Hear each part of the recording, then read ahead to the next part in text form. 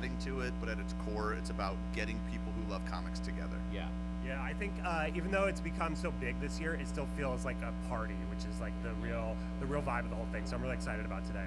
Yeah, but I'm glad that we're keeping the focus on comics, and make sure to visit the Nabisco Earthlink Fun Tent, where we're going to be giving away all kinds of fun prizes. And the bassist from Sugar Ray will be there signing anything you want to bring him. But this is about comics, though. It's a big old comic party. Very excited. Yeah. Oh, hang on. I don't want to talk about the Diddy stuff. Let's just focus on comics. I don't want to answer. I'm not answering any of those questions. Sorry. Yeah, let's talk about comics.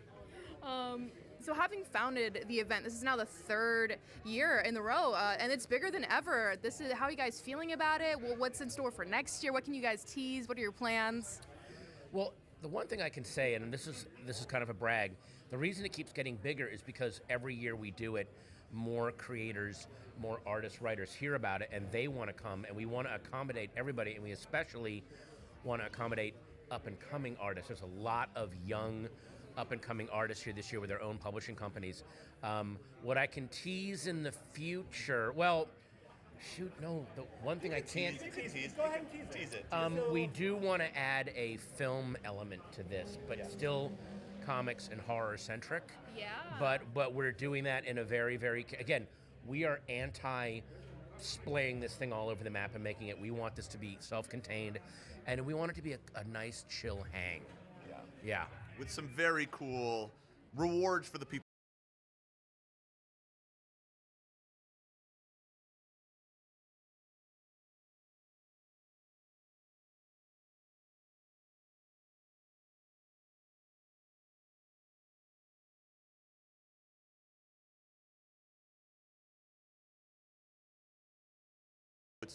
We want all types of creators to be kind of celebrated at this block party.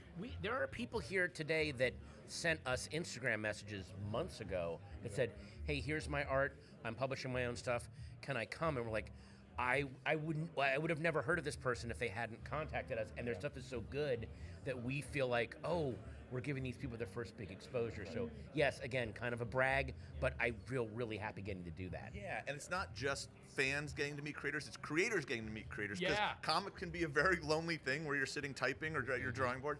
And here we've had amazing collaborations come out of this convention. There's artists and writers who have met who are now doing books together. So like, to me, that's a really cool thing too, is it's a social event for people who love this stuff. Yeah, and the only way we're able to keep growing this thing is because everyone has such a good time here and wants it to grow. Because it's a free event, so like we kind of rely on everyone coming together and making it a fun day. And like Jordan said, there's new people next to industry vets, and they're meeting for the first time. They're tabling next to each other, and it's like a really cool mixture of like old and new.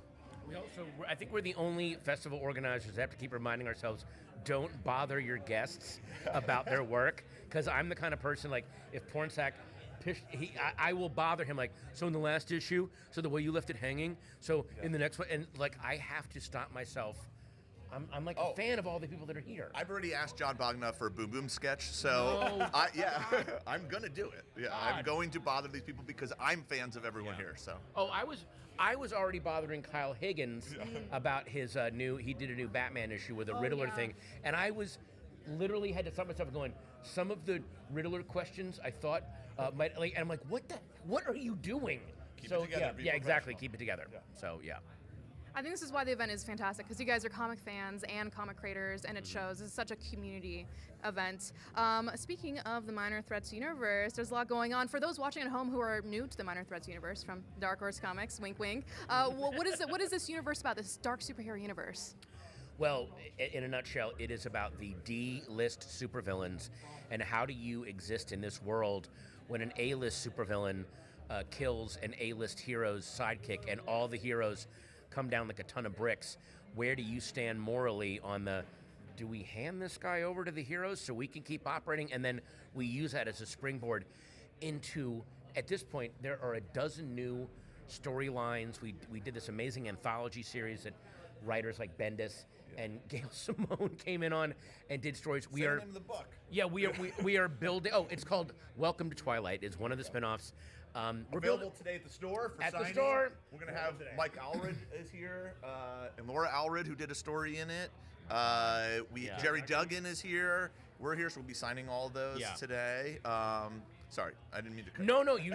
I'm just this- trying to. I'm in No, sales no, mode but that's. for you. I get so excited I'm moving talking you. about my own book Yeah. that I forget to give the details. Like, it's this cool thing. And this one guy comes down, and like, could you please say the title? Yeah, it's called Welcome to Twilight.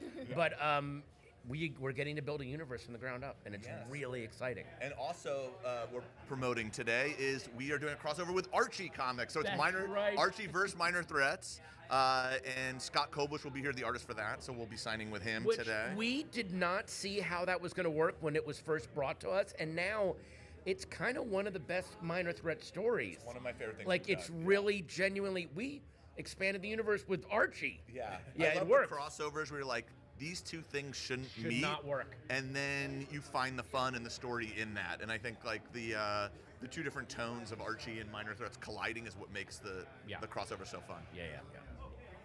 So Jeff, for you, you own you're a set designer and a fabricator in the industry, which is why the shop looks amazing. What goes into creating an event like this? You guys do a bunch of events. Blood, sweat, and tears, mostly. Lots of tears. Just a little bit of blood now. But, you know, it's a lot of planning. It's a lot of space planning and fabricating and pulling a lot of favors from a lot of other industry people. And, you know, we have a lot of friends, and luckily we're able to pull together and do some crazy stuff. The event looks amazing. So do you guys We're not watch? even getting the scope Oh, of I this event know. from this angle. We got the screen right there. There's literally a theater right there. There's a huge signing area behind us. There's a huge, we basically opened a mini DVD store right there. It's insane what we're doing. Yeah.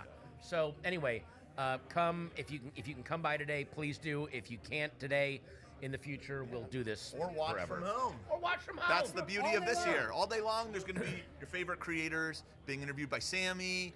By the way, we Powered got- by Dark Horse. But I And gotta- your coffee shop. coffee's here. Speaking of getting the best creators, we got Sammy DeMonster Oh, thank to you. guide you today through this. She is also a fan, and I saw her here last year, and I've seen her at signings.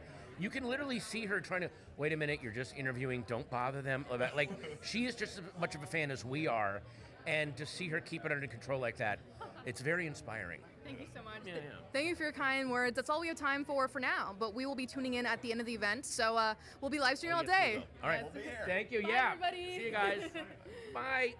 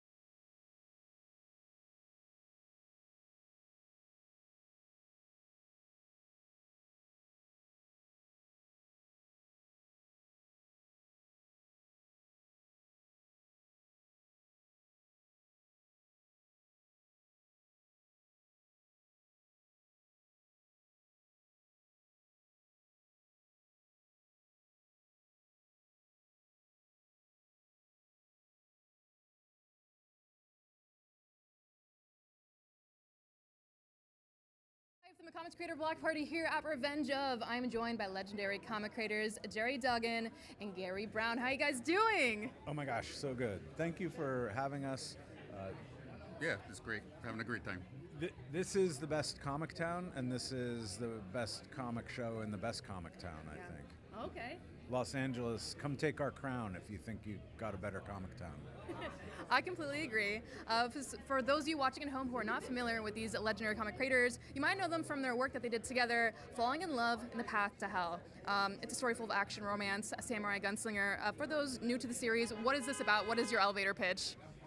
You know, we didn't set out, I'd never heard the term romantasy, but I had never tackled a romance, and when I met Gary, I was like feeling very romantic, and I said, okay, this is what we're gonna do. We're gonna do a action, romance, supernatural set piece about a samurai and a gunslinger that meet in purgatory, and that's when they begin their great romance, and we're trying to get them out now. So we're at the midpoint, we're taking a quick pause, and we're coming back in 26 with a whole bunch of new issues.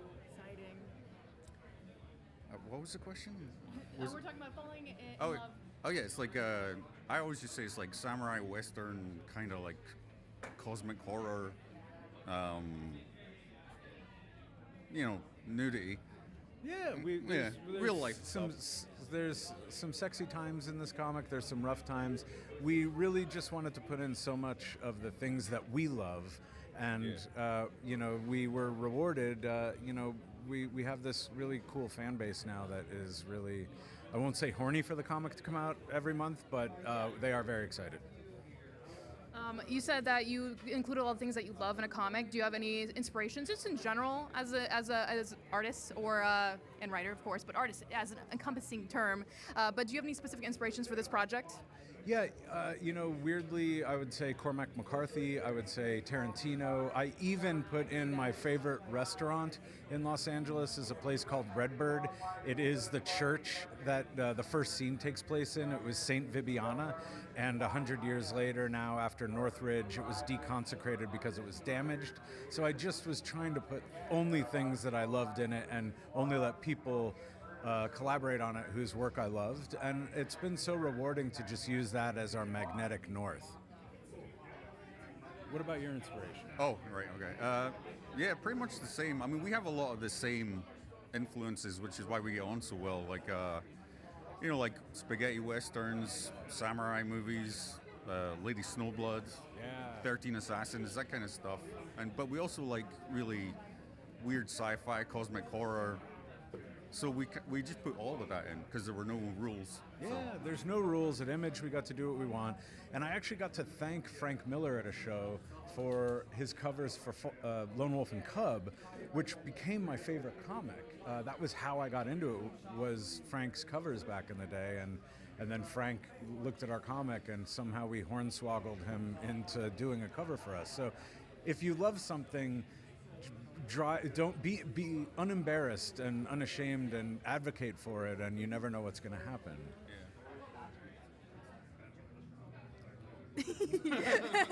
This is what it's like streaming. This is a fun time. So you guys, speaking of art and falling in love on the path to hell, there is a art book coming out soon. Can you tell us a little bit about that? There's a Zoop campaign ending in a few days. Is that right? Yeah, we're running it right now. It's a art edition of the first volume with some back matter. It won't be reprinted. It's your only chance to get any art really from Gary right now. There are blank sketch covers and remarks that you can get. We wanted to put this out there because the inks are just so cool. No offense to Chris O'Halloran, our lovely Irish color artist, but we wanted to share this with everyone while we were hitting pause so that Gary can sprint ahead and draw and write the back end of our comic for 26. So it's a neat way for us to get more of this comic out that we love in a way that I think our fans will love.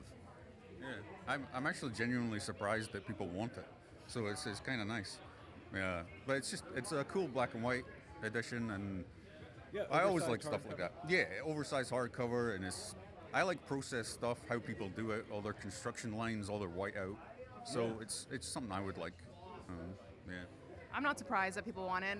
I'm not surprised at all. It's beautiful, and I'm so excited for it. And the campaign for that ends in a couple days. Is that right?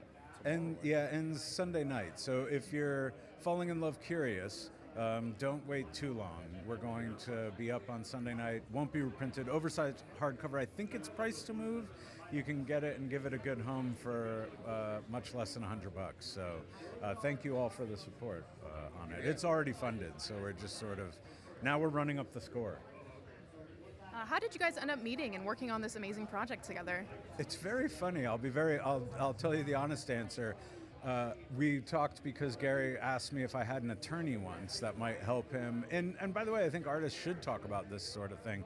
I came into town a long time ago to write and to collaborate on art, but I was a terrible business person. And so I said, yeah, of course, Gary, I'm going to introduce you to my attorney. But I just said, just so you know, I am your great fan. I would love to work with you sometime. So I immediately, again, be unembarrassed and just reveal yourself, and you never know what'll happen, because I tricked him into working with me. As I remember, I actually emailed Jerry and said, "You want to do a book?" And he was like, "Yeah." And that's why I remember. my attorney is what I said. Yeah, well, after I did that, yeah. But it was, I think because we were both in Los Angeles, so it seemed kind of silly that we hadn't actually met and done something. And then we hit it off, and we like all the same stuff, so yeah, it was fun. It is. I was mentioning this earlier. I really do think this is such a cool comics town. We have wonderful shops that have all different feels and almost different specialties. And Revenge of is one of our newest ones, but has brought so much cool energy to it. And there was a reason, I think, that comic books really used to have to be in Manhattan, pre-internet, pre-FedEx, that sort of thing. But now comics exist around the world, except there's a lot of cool folks that live and work and breathe and love comics in Los Angeles, and it's been so fun to be a part of that. That is all we have time for today. I could chat with you guys for hours. I'm sad to see it wrap up, but thank you for watching. We are here at the Comics Creator Block Party at Revenge of 2025. Bye, everybody. Bye. Thank you.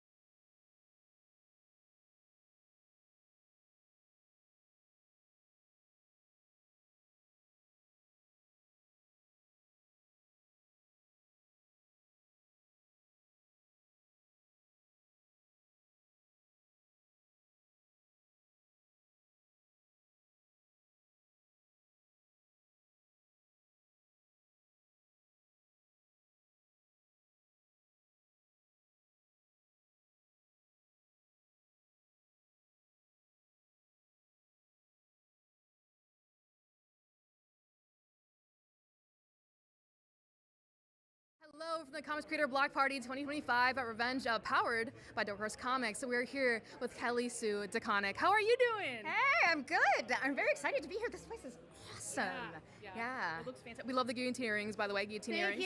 Thank you. A nice little nod to our administration. Understandable, completely relatable. For those watching who may be familiar with Kelly's work, Captain Marvel, which was actually one of the first comics I read when getting into comics when I was in high school. So Yay! this is an honor. Oh, that makes me so happy. And also so old. No, not at all. Also, Wonder Woman Historia. Yeah. Iconic. You got Bitch Planet. Yeah. FML, and you're just an icon in the comic industry. I'm like, I have you. stage fright right now. I'm starstruck. No, I don't believe that for a minute, but thank you. Thank you. Yeah, no. This is like, we're all just nerds among nerds here. This is a safe space. It's all good. Safe space. I love to hear it. But today we're going to talk a little bit about FML. That's your series you have going on right now. For those watching, can you tell us a little bit about this series? It's got some heavy metal elements, got some supernatural elements. It's from Dark Horse. Look at that right there. Dark Horse. It is a. I am so bad at this. I should have an elevator pitch at this point. It is a story about being a teenager, growing up in a time when it feels like the world is on fire, and the ways that we deal with our anxiety. It's also about his mom and what it is to raise somebody when it feels like the world is on fire. And they're both artists in their own way, so when everything feels like it's spinning out of your control, what matters and how do you make art in that environment? Which makes it sound really heavy, and it's actually not. It's a comedy. It's a really funny book, and I'm super proud of it. And it's with David Lopez, who did Captain Marvel with me, and he is an incredible partner and just very expressive. He draws in like 4 different art styles for the book, because we have the objective style of the book, and then we have the subjective style that Riley, the teen, draws in, and Patty, the mom, is a alt cartoonist, and we have her style, and then we have her style when she was young as well. So it's pretty cool. And there's also, she used to be in a band in the 80s and 90s, and so there's a lot of Riot Grrrl stuff too. And we design all of the back matter in the book to look like an old zine, and I write some essays about my experience in that era, and yeah, it's a lot of fun. We have games and some ARG aspects of it too. There's a lot of stuff in there that you can find, clues you can find to things that are hidden on the web. And it's cool. I'm real proud of it. We're having a good time. It is a beautiful book. I love all the back matter, and it takes place in Portland, and you kind of explore the music scene a little bit. Can you tell us more about maybe your relationship with Portland as a city? Yeah. Oh, man, I have never been more proud to be a Portlander than I am right now, honestly. We have the Pacific Northwest has a complicated history, and there are a lot of, a lot of things that we gotta keep working on, but there is just a real make it happen and take care of each other spirit there that I absolutely adore, and in this moment in particular, I am especially proud. So yeah, Portland is very much, it's a cliche, but Portland is very much a character in the book. No, absolutely. I've been really falling in love with the Pacific Northwest, and Portland has a huge comic scene, so that's pretty awesome. Yeah. So there's also some like true crime inspiration in the Yes. series. Yeah, can you tell us a bit more about that and just kind of the inspiration for the series in general? Yeah. So I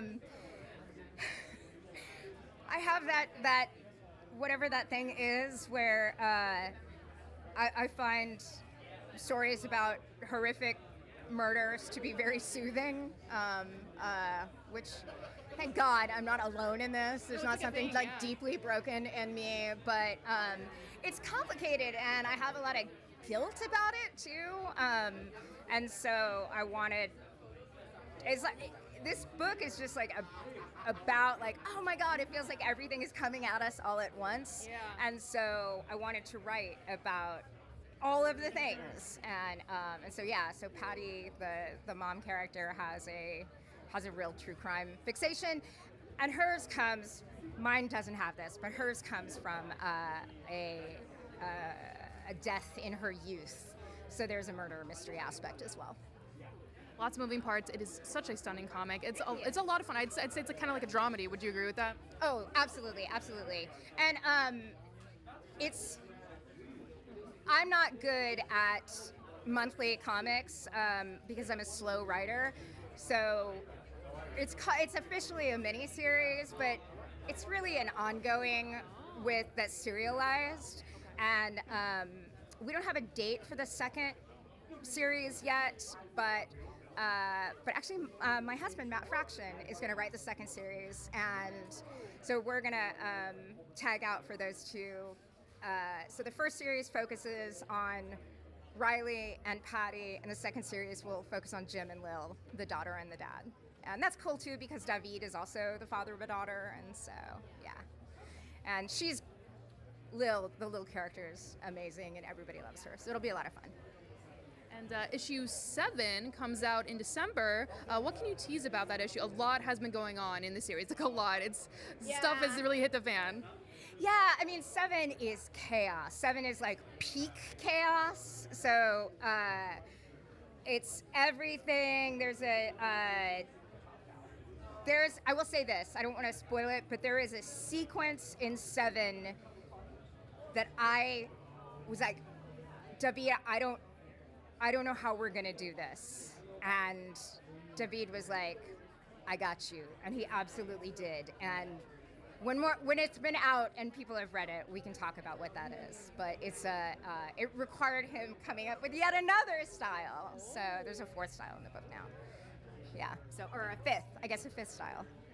Yeah, we love to see it. Issue 7 December, so keep an eye out for that, everybody. What is your comic book origin story? When did you start comics, and what drew you to this medium? So I grew up on military bases all over the world, and I'm older than Google and stronger than Wi-Fi, and so I predate the internet, and so we didn't have access to American television overseas, and so I read a ton, and comics were really big on base culture. The Stars and Stripes bookstore had a fantastic comic section, but I figured out very quickly that the GIs that were getting short, which means that they're like getting ready to ship out, would sell stacks of comics for $1 at the swap meets, and my allowance was 45 cents a week, and so I would save that up, and then I could get like way more comics than I could if I bought them new. And so I read a ton of comics as a kid, came back to the States, and there weren't that many girls reading comics at that time, which is a thing. We could get into a whole thing, but I won't. Well, you'll be on the women comics panel. We'll get into it. Yes, we'll get into it later. But so I kind of dipped out of it, but I went back in and out for years. And then when I moved to New York, I met Will Rosado, who was a comic book artist, and met a few other comic book folks. And then I joined a fan posting board for a Delphi forum, and for one of my favorite books. And then it was this culture that was like, you know, let's make an anthology. And I didn't really have any grand ambitions to do it professionally or anything, but I get really competitive, and I'm really interested in the thing that's right in front of me, and so I just kind of ended up doing more and more, and at some point like realized, oh hey, this is what I do for a living. So I know it's such a lame answer. I wanted to be like, I knew that this is what I wanted to do, and I pursued it, but it's a lie. I fell into it back-asswards, and that's what happened. No, I think that's a fantastic story. This is all about the art of storytelling, and you are a storyteller no matter what medium. You're an artist, and that's amazing. But that's actually all we have time for today, but we will be on the Women in Comics panel live streaming later. But thank you guys for watching. This is live from the Comics Creator Block Party at Revenge of. Woo! Bye, everybody!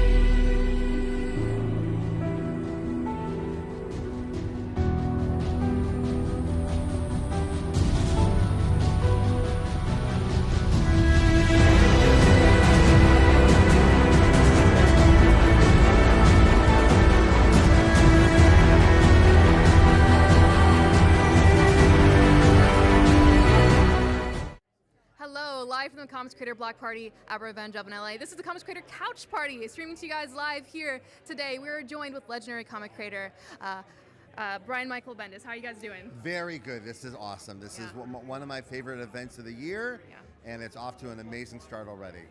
Yeah. You are an icon. You co-created Miles Morales, Jessica Jones. You have written for New Avengers. Co-created just to be partners with artists that were a major influence on everything that we did. So yeah. Yeah, so you co-created these characters. You also did New Avengers and Jinx. Yeah. Absolutely outstanding. And Powers. Yeah. And it's a 20th anniversary right now, and it's back. Can you tell us about that series and bringing it back? So yeah, Powers is a homicide detective book that takes place in a world of superheroes, and we've been doing it shockingly for 25 years, which very few independent comics get to go that distance. We're so honored that the audience stays with us. It's incredible. So for the 25th anniversary, we launched a new series called Powers 25. It's an all-new series from the original creators, and that's amazing too that we're still buddies. That's awesome, and we've been published. My home has been Dark Horse for quite a few years, and even though we've been lucky enough to publish Powers at a lot of different places, it always felt like a Dark Horse book. Yeah. It just did, and it did to Dark Horse as well. They told us we would like to publish Powers, and so when the anniversary came around, we were like, hey, that we want to come back. We have some new things we want to say, new ideas we want to pursue, and so we have this brand new Powers 25 series out right now in any comic store you go to. Yeah. What has it been like stepping back into this world and working with this creative team again? I actually you get to an age where you really keep an eye on your joy levels. Like, am I enjoying this? Do I like this? Or is it just something I do, right? And my joy levels have been through the roof. Yeah, I'm so excited. And also, it's not just me, it's my partner, Mike Oming. When we're together, we find things we can't find by ourselves. It's one of those just beautiful things where there's almost like a third entity that's the two of us, and it's been amazing. We're not repeating anything we did in the past. We're trying new things, and the audience really responded in a way that was a huge relief. What are you doing different with the 25th anniversary, and what do you love most about it? Well, what's interesting about our series is very rare that the characters age along with this series. So 25 years has passed in the life of our lead characters. So they are in a different space in their life. They see things differently. They're haunted by things that are different than they thought they would. And for long-term readers, it's a very satisfying experience to see that. And for new readers, there's a whole new generation of characters in the book that are responding to what happened in the past and moving forward at the same time. And that's what I wanted to do. I wanted to come back to the series and kind of analyze everything that's gone on in these genres that we've been in love with all these years, and that's what they're dealing with. So yeah, there's just a new case. Someone died with powers, and it opens up all these doors that weren't open before that. They get to investigate and get to explore everything about the world of superheroes. Absolutely incredible. And you've done a lot of work for the Big Two, and yes, once again, you co-created Miles Morales. What is it like seeing characters you created kind of adapted to the big screen? And you're also involved in the Spider-Verse as an executive producer. How is it like seeing these characters? It's really wonderful, for me, like Miles, first it was Jessica, and then Miles and Riri particularly. But Miles is like a hug that never ends in my life. Like everywhere I go, it's never like every interaction about Miles is a positive. It's either someone just saying something nice, or Halloween was just last week and I saw a bunch of Miles and Gwen's running around, and I'm like, you want to come up and go, it's just, but it's so beautiful. It's such a beautiful experience, and then just I just can't believe it, and I think the pop culture professor in me knows that like a lot of my heroes who got to have this happen to them, and me and Kelly Sue, who created Captain Marvel, we talk about it all the time, because a lot of our heroes, they were either very, very old or had passed away before the moment happened. And we're lucky that something happened in the culture where we get to be here for it. Like we get to like literally go to the premieres and experience all that comes with people loving our the thing we're trying to put into the world. So I'm very grateful that I get to like experience the interaction, which even when you're sitting in your room like making comics, hoping like someone will react positively, you really don't know what that will feel like or in what way that will feel, how it feels. And then this experience has just been incredible. I didn't see any of this coming. Yeah, you hope for it and you don't even know what it's like. Yeah. Incredible. And yeah, Halloween that just makes came sense. up, so it's cool to think about like seeing your character during Halloween. That is so cool. That Halloween, and you go like into a Walgreens, and Miles is like on the shelf of Transformers, and like in those spaces that it's just part of the culture. That's awesome. It's so awesome. Yeah. What is it like writing for like Marvel in this established universe versus creating your own universe, like with powers? I love both equally, which I'm weird like that. Like there's something really amazing about creating something from scratch with your friends. You create the rules, you break the rules. Like you can literally try things that you couldn't do in other spaces. But also when you're in the shared universe of the Marvel, I'm addicted to collaboration. So when you're in the shared universe of the Marvel universe, you're working not only with your creative teams, but there's all these other writers working on the characters in different ways, team books, crossovers. So you're part of like a mind hive of writers. You're part of a collective of creators, all working towards, the shared universe idea. And it just always creates, for me, like new ideas or things I know I would not have thought of on my own, like unless I was yes-anding you, right? And so that's where Miles came from. That's where Jessica Jones came from. Like what can I be additive here to the experience that everyone else is having? Yeah. Absolutely incredible. And what is your comic book origin story? Like, how did you begin comics? What drew you to the medium? Oh, I was a very young recruit. I discovered them very young. I discovered them as I was learning to read and as I was discovering what I wanted out of the world, like reading the credits of the comic books and memorizing the names and kind of figuring out that certain people were giving me certain vibes, like George Perez, I'll follow that name to the next book, right? And I stood up at the Passover table, I think about 6 or 7, when I figured out this is a job that you could have. Wow, yeah. This feeling I have reading a comic, someone's job is to make me feel this way. Well, I think I want that job. Oh, wow. I think that's what I want. So I stood up at the dining room table and I said I was going to be the artist of Spider-Man. You did? Yeah, and my mom, who's years ago, turned to me and goes, after I wrote like the first 100 issues of Spider-Man, said, "It's crazy how close you got." Like, yeah. And how old were you when you stood up? I aimed at like Babe Ruth. I'm like, Spider-Man, yeah. That is incredible. And now you co-created my favorite Spider-Man, so that is absolutely incredible. Thank you. That's nice. Yeah. Oh, yeah, no, I love Miles Morales so much, and Yeah. it's good stuff. No, like I'm so excited. Sarah Pacelli, who co-created Miles Morales with us, we're reuniting in Italy next month. Haven't seen her in years. I'm so excited that we had the best time together. So, yeah. Working for comics, how long have you been working in the industry, and what are some of the changes you've seen over the years that you like the growth of the industry? Well, a couple things. Number one, I lucked out. I got published, my first comic book published while I was still in college. Cool. So I got to make my mistakes early and often. And so I've been published consistently since the early 90s, which shocks the out of me. But I'm so grateful that this journey has been so not only just exciting, but yes, there's been evolution in the market that like around the same time that Miles Morales was hitting theaters, this graphic novel market opened up in a big, exciting, there's always been graphic novels in the graphic novel market, but Raina Telgemeier and Captain Underpants opened up Captain Underpants. this other space, and I've been invited because of Miles into some of those spaces. So I do this graphic novel series at Abrams called Phenomena, and I have another book coming out next year with my old friend David Marquez at First Second, with just new publishing endeavors that I think support all of that, what we're trying to do to make this a special space. And none of this existed when I came into comics. Like I couldn't even dream the dream of I wish I could do this one day, because the space didn't exist. So I think about this all the time, how interesting it is that we get to like try new things in spaces we didn't know were coming. And I try to take advantage of everything that happens, and also the webcomic, Webtoons revolution that Dark Horse is part of.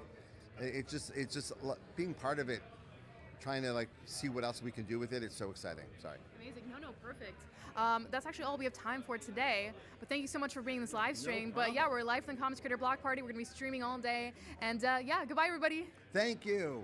Jinxworld.com.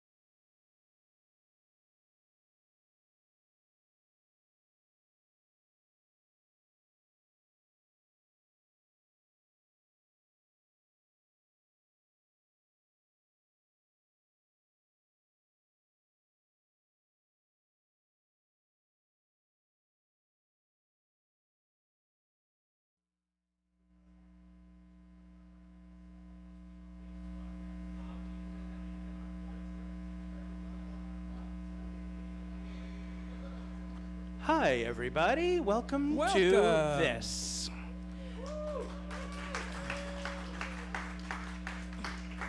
We love to see an audience. I'm Jesse Thorne, America's radio sweetheart. I'm Jordan Morris, boy detective. Welcome to Jordan Jesse Go. How many people out here have ever actually heard Jordan Jesse Go before? None. No, there's 5. Okay. Yeah. I love it. I'll take that. 5 is good. Please explain the inside jokes to everyone else. Yeah. Jordan, I this morning had an incident. Ooh, an incident. That sounds like a good way to start the show by talking about the incident. I was in my backyard, not to brag, and I was reading The New Yorker, not to typecast myself. Okay. And You're smoking your pipe. Exactly. Regular listeners know that I live next door to a just full-on tire yard, just like a place where they are repairing and fixing tires. And I think there's... You're such a gearhead. You guys can tell. I'm a fucking gearhead. I love gears. And I think there's standing water at the tire place. Okay. Because there's been a lot of what I call skeeters. That's short for mosquito? Yeah, it is, correct. That's an inside joke that they could have explained to each other, but it's fine. Yeah. But I've been having a lot of problems in my backyard with mosquitoes. And I have taken to just really aggressively trying to murder them. Okay. I used to sort of run away from them, but now I want them dead. You can only really catch them if they're full of blood already. Okay, because they're slower. Because They're a full lot of slower blood. once they're full of blood. So you 3D printed a gun. every time I actually squish one against a wall, I regret that I killed it because it spits blood all over my wall. But I was outside sitting on the stairs, and a mosquito landed on me, and I slapped it, and I killed it. And I was very proud, except that it was right here. Jesse is pointing to his penis area, so it looks like you're bleeding from the penis. Yes, I squashed my own balls and penis in a fit of rage at a mosquito this morning. So I am doing awesome. Yeah. Just, look out. We might have some vampires around. You know what? I take it. Okay. You're a married man. You take what you can get. You take what you if can a vampire get. wants to bite my dick, that's fine. Okay. My child's here, by the way. So just everybody out there, please explain to the people who are not here that Jesse squashed a mosquito and there's nothing wrong with his penis. Should we bring our guests onto the I would stage? love to. Our guests are not only the organizers of this entire event, they are comic book legends, the co-creators of Minor Threats. Please welcome to the stage Patton Oswalt and Jordan Blum. Hey, there they are. The men who made this happen, and all the fine folks at Revenge of. Man boys. Yeah. Man boys, sorry. It's so good to be here on Jordan, Jesse, Patton. This is very exciting. Very exciting. Our producer Jordan was just telling us how excited she is to do Jordan, Jesse, Pat. Yeah. So, well, that's going to be A lot of Jordans here. Blum, you've had 3 coffees, you said. Ready to go. We got a long day. Sorry, it came in too hot. That's your 3 coffee voice. Yeah. Traffic on the ones. No, it's be fun today. Yes. Yeah. Or seems like you're crashing already. He balances me out because I'm a one matcha guy. Yeah. I'm bringing one matcha One energy matcha. to this. One matcha Oswald. One matcha Oswald. That's right. Ceremonial grade? Please. Yes. Okay. Come on. Get this man a ceremonial Not that grade instant matcha. Nabisco matcha that all the Gen Zs are drinking. Yeah. No thanks. I feel like this is going to be a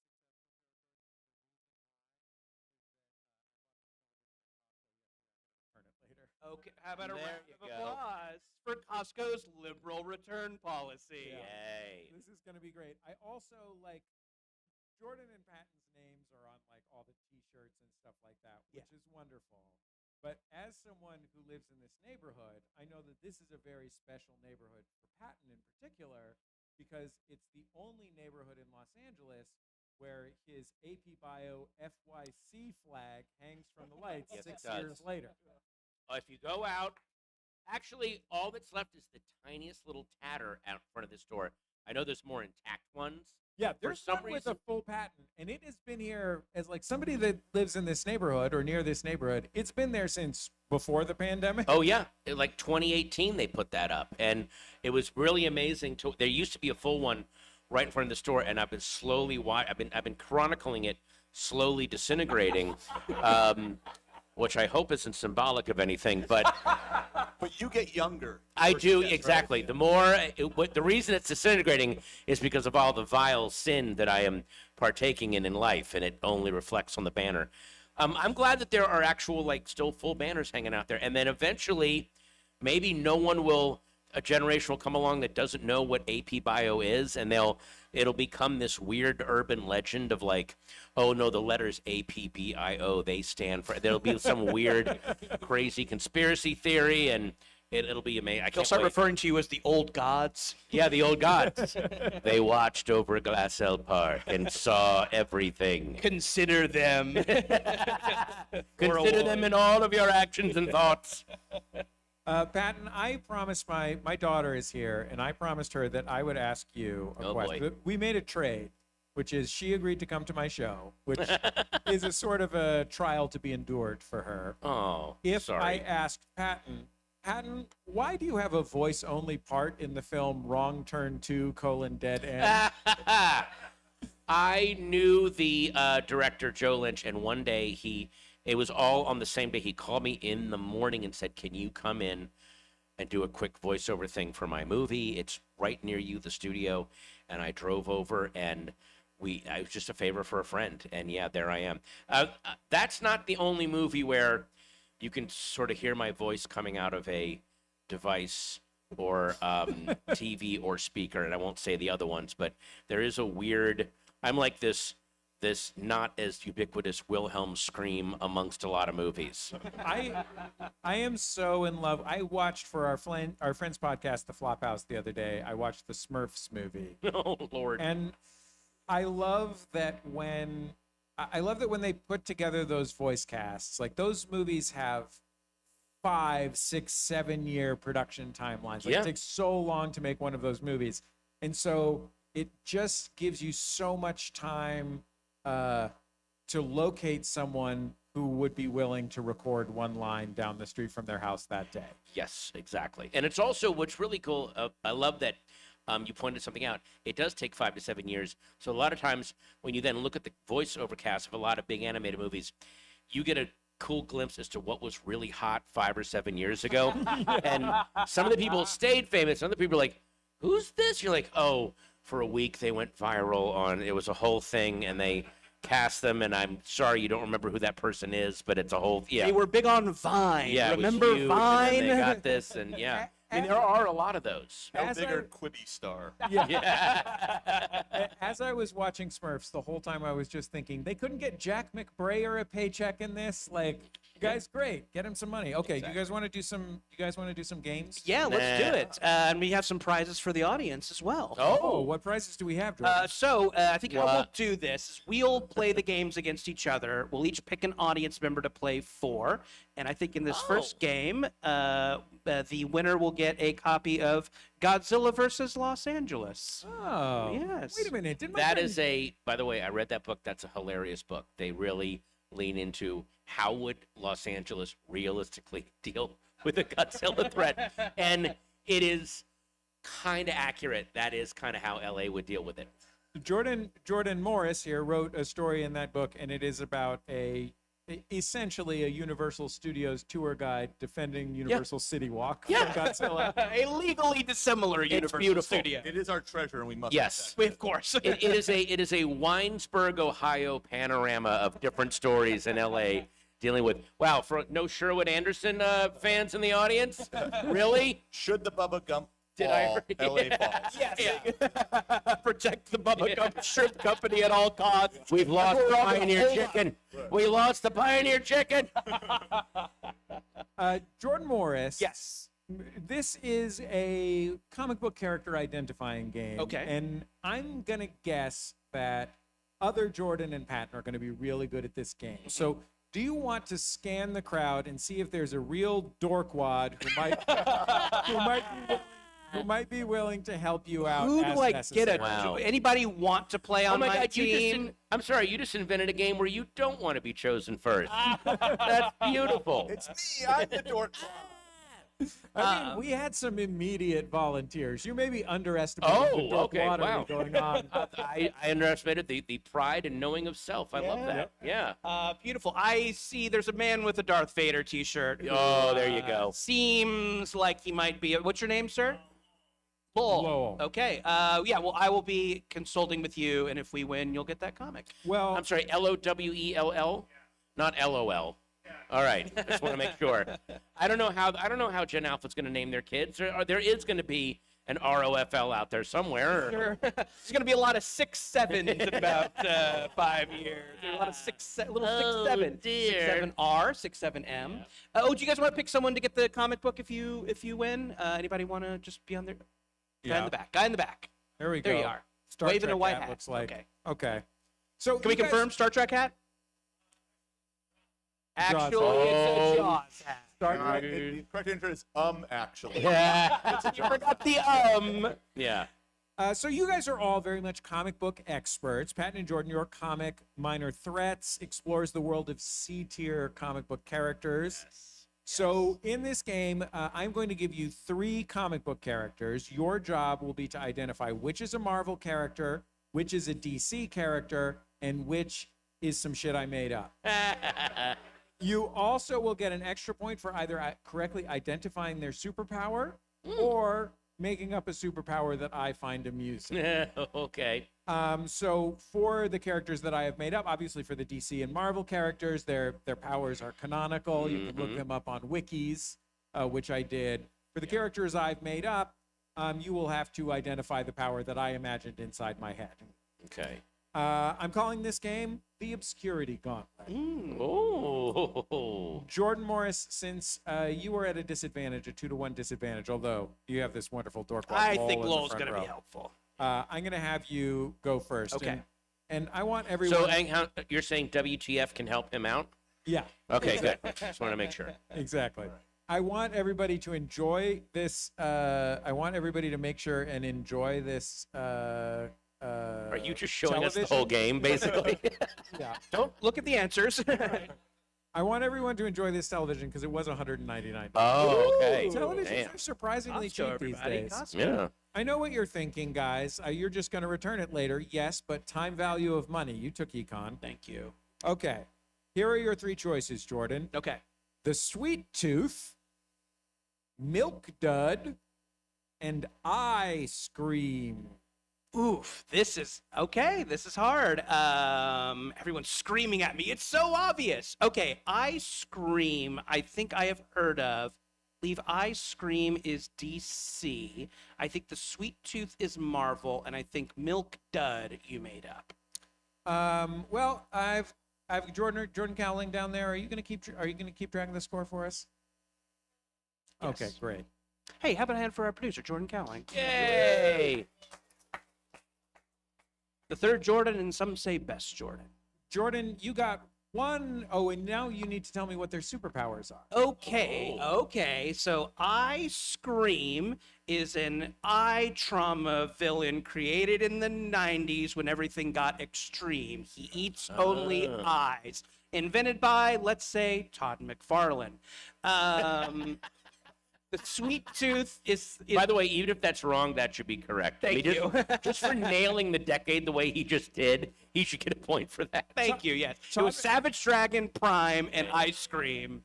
Todd McFarlane made a hard turn from eyeball eating to baseball buying. Sweet Tooth is the ripoff character to Ice Cream who just steals teeth. Because, Hawkeye, Green Arrow. Right. And Milk Dud is a nerd with a pregnancy fetish. Which is a superpower. I'm sorry. You mean like Ken Bone, the undecided voter, who we later found out was a pregnancy fetishist from his long-running Reddit account that still exists and I just looked at the other day? Yeah. Oh, Lord. Okay, I'm going to give you 3 points for the powers. None of them were correct, but all of them were amusing. Thank And you. You got 1 character correct. Ice Cream is a mutant from the Marvel universe. He became a villain when the other mutants laughed at his powers. Those mutants were, however, correct to have done so because his power is literally just turning into ice cream. He can turn into ice cream, including his suit. The wiki clarified that his suit is made Also of turns- unstable molecules, so it can also turn into ice cream. Checks out scientifically. Representing the DC universe is Sweet Tooth, who fights Batman by making realistic-looking structures out of candy. Or at least that's what a brief glance at the internet told me. I have too much dignity to learn more about the Sweet Tooth. And I made up Milk Dud, who defeats his enemies by damaging their expensive dental work. Oh, nice. By the way, all this art is made by podcast celebrity Dan McCoy from the hit podcast, The Flophouse. I should have consulted you, ROFOL. I'm sorry. He took time out of writing The Daily Show and other hit television programs to draw dumb fucking pictures for me all day yesterday. Thank you, Dan.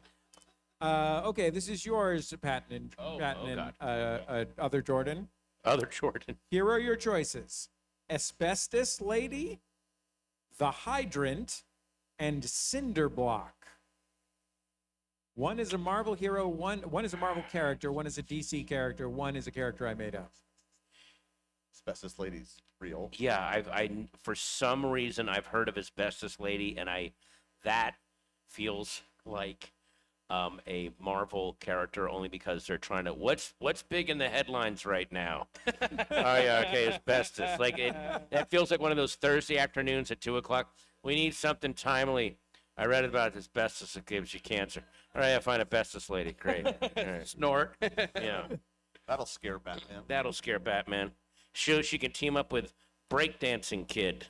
Like, just whatever is in the news. So Marvel. that's Marvel. Asbestos is Marvel. Can I clarify? I almost included the breakdancing Marvel character, but left it out. Wow. There were too many other crazy Marvel characters to include the one that breakdances. Who's this villain? Where's the beefy? I don't know. I think the Hydrant feels fake. I think Hydrant is fake. I think Cinderblock. I would name a character. Cinderblock's a great name. That's just a cool name. Yeah, and that's a DC character, and I feel like he's when you have the villain team, he's the bruiser who's off to on the left in the back. Someone, maybe who can turn into. Yeah. But I also would love someone who just drags around a Cinderblock and throws it at people. That would be the way I would write it. So Cinderblock is the bruiser. What are the powers of Asbestos Lady and the Hydrant? Asbestos Lady is first. You can't set her on fire. She's immune to fire, and I think she can also suffocate you, take the air out of the room, some kind of chemical process. And I guess if we're going with keep the fetish going, it's piss fetish guys, Hydrant. There you go. There you go. I am giving you 3 points for getting correct all 3 universes. Wow. And I'm giving you 2 points because I don't want to give you a point for the piss fetish because my daughter's here. Oh, no. Look, you guys opened that door. We all did. right? It's completely our fault. Come on. You were just yes-anding. Yes. She knows who her father is. Oh, okay. All right. Our Marvel character is Asbestos Lady.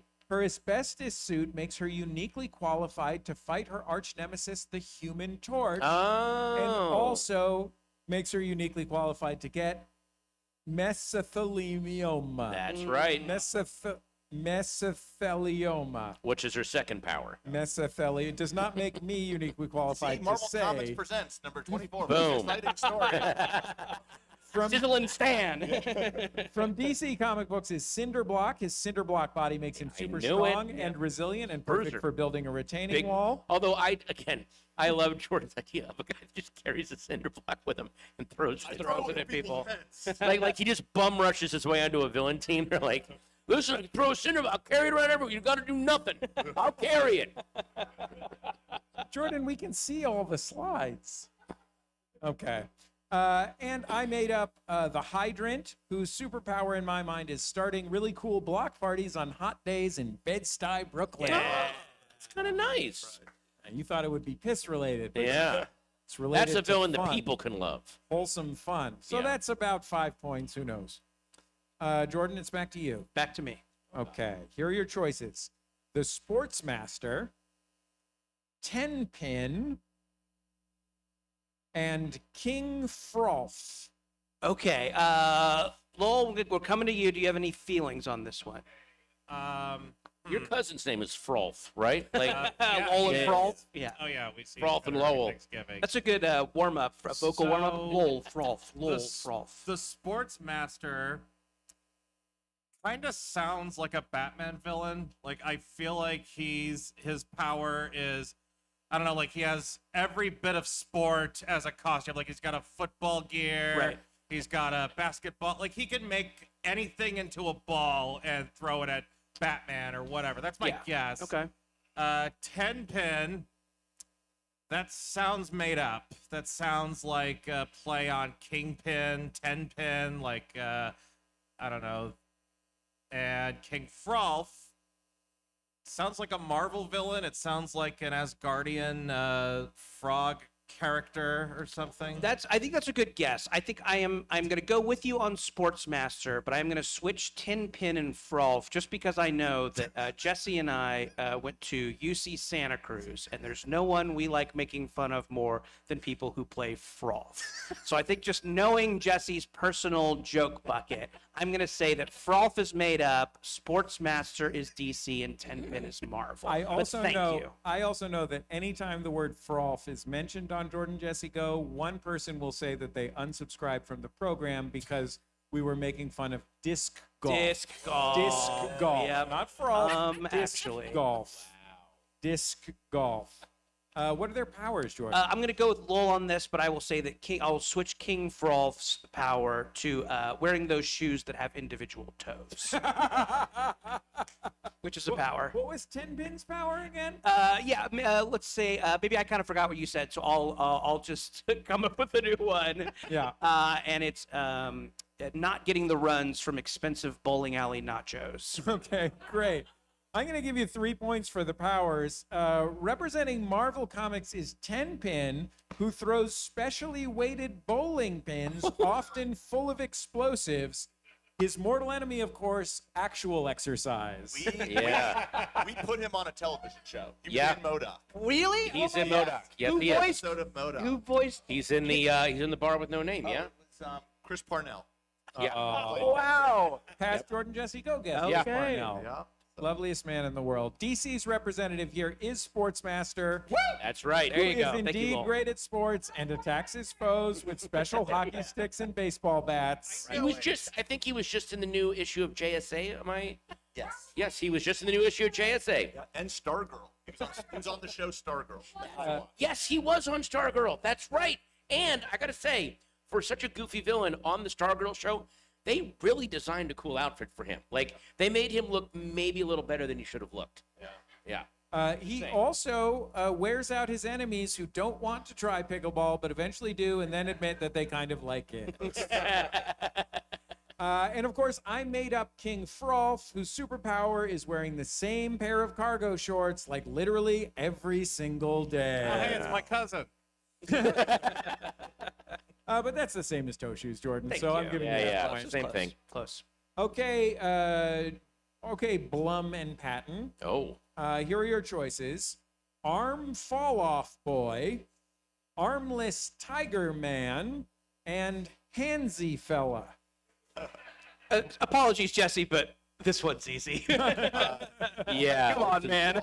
Arm Fall Off Boy is on the Rejected Legion. Yes, Superheroes, right? he's DC. Yeah, DC, and was played by Nathan Fillion in Suicide Squad. Yes, he was.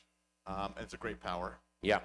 His arm fall off, and you can beat you with him. You guys can get Arm Fall Off Boy's autograph today. Yeah. Isn't that exciting? And we can get both arms to sign. That's what's amazing. In fact, only have him sign Arm Fall Off Boy. Right. No That would've been- Firefly stuff. Oh my God. Nathan Fillion is here later today. We should have said you can only bring Arm Fall Off Boy merch to be signed. Here's the thing. They have it, Patton. I'm sure they do. I'm sure there's a Funko. Yeah, there's got to be a Funko. Armless Tiger Man. No I guess is Funkos, Marvel, right. Armless Tiger Man is definitely Marvel. I don't remember. I don't know. I know he was played by Ian McKellen in the movie. I mean, he was clearly he lost his arms to tigers. Yeah. Or is he an armless man that has tigers that he can train, or is he a tiger human mutant but that doesn't have arms? That could be, again, grammar matters. That could be 3 different things. Or is he like Master Pandemonium, but instead of demons, he just has tigers for arms?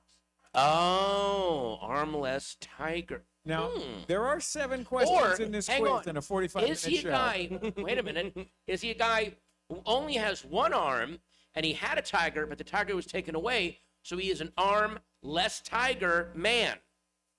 That's That's our answer. probably it. That's That's probably probably it. We're gonna go with that one. And Okay, probably the one. Handsy fella, you take that one. Hansi Fella is in the current administration. Trump's golf buddy. Now he's Secretary of Agriculture. I'm going to give you all 3 points for identifying powers. I am also going to give you all 3 points for identifying universes. Yeah. Our Marvel star is Armless Tiger Man, who, like a tiger, has no arms. He also has super sharp teeth, sharpened toenails, and lives at the zoo, where you also live because you look like a monkey and you smell like one too. Oh, ouch, man. Sorry. At least, look, armless tiger man loves to laugh. He loves life, Yeah. loves to laugh.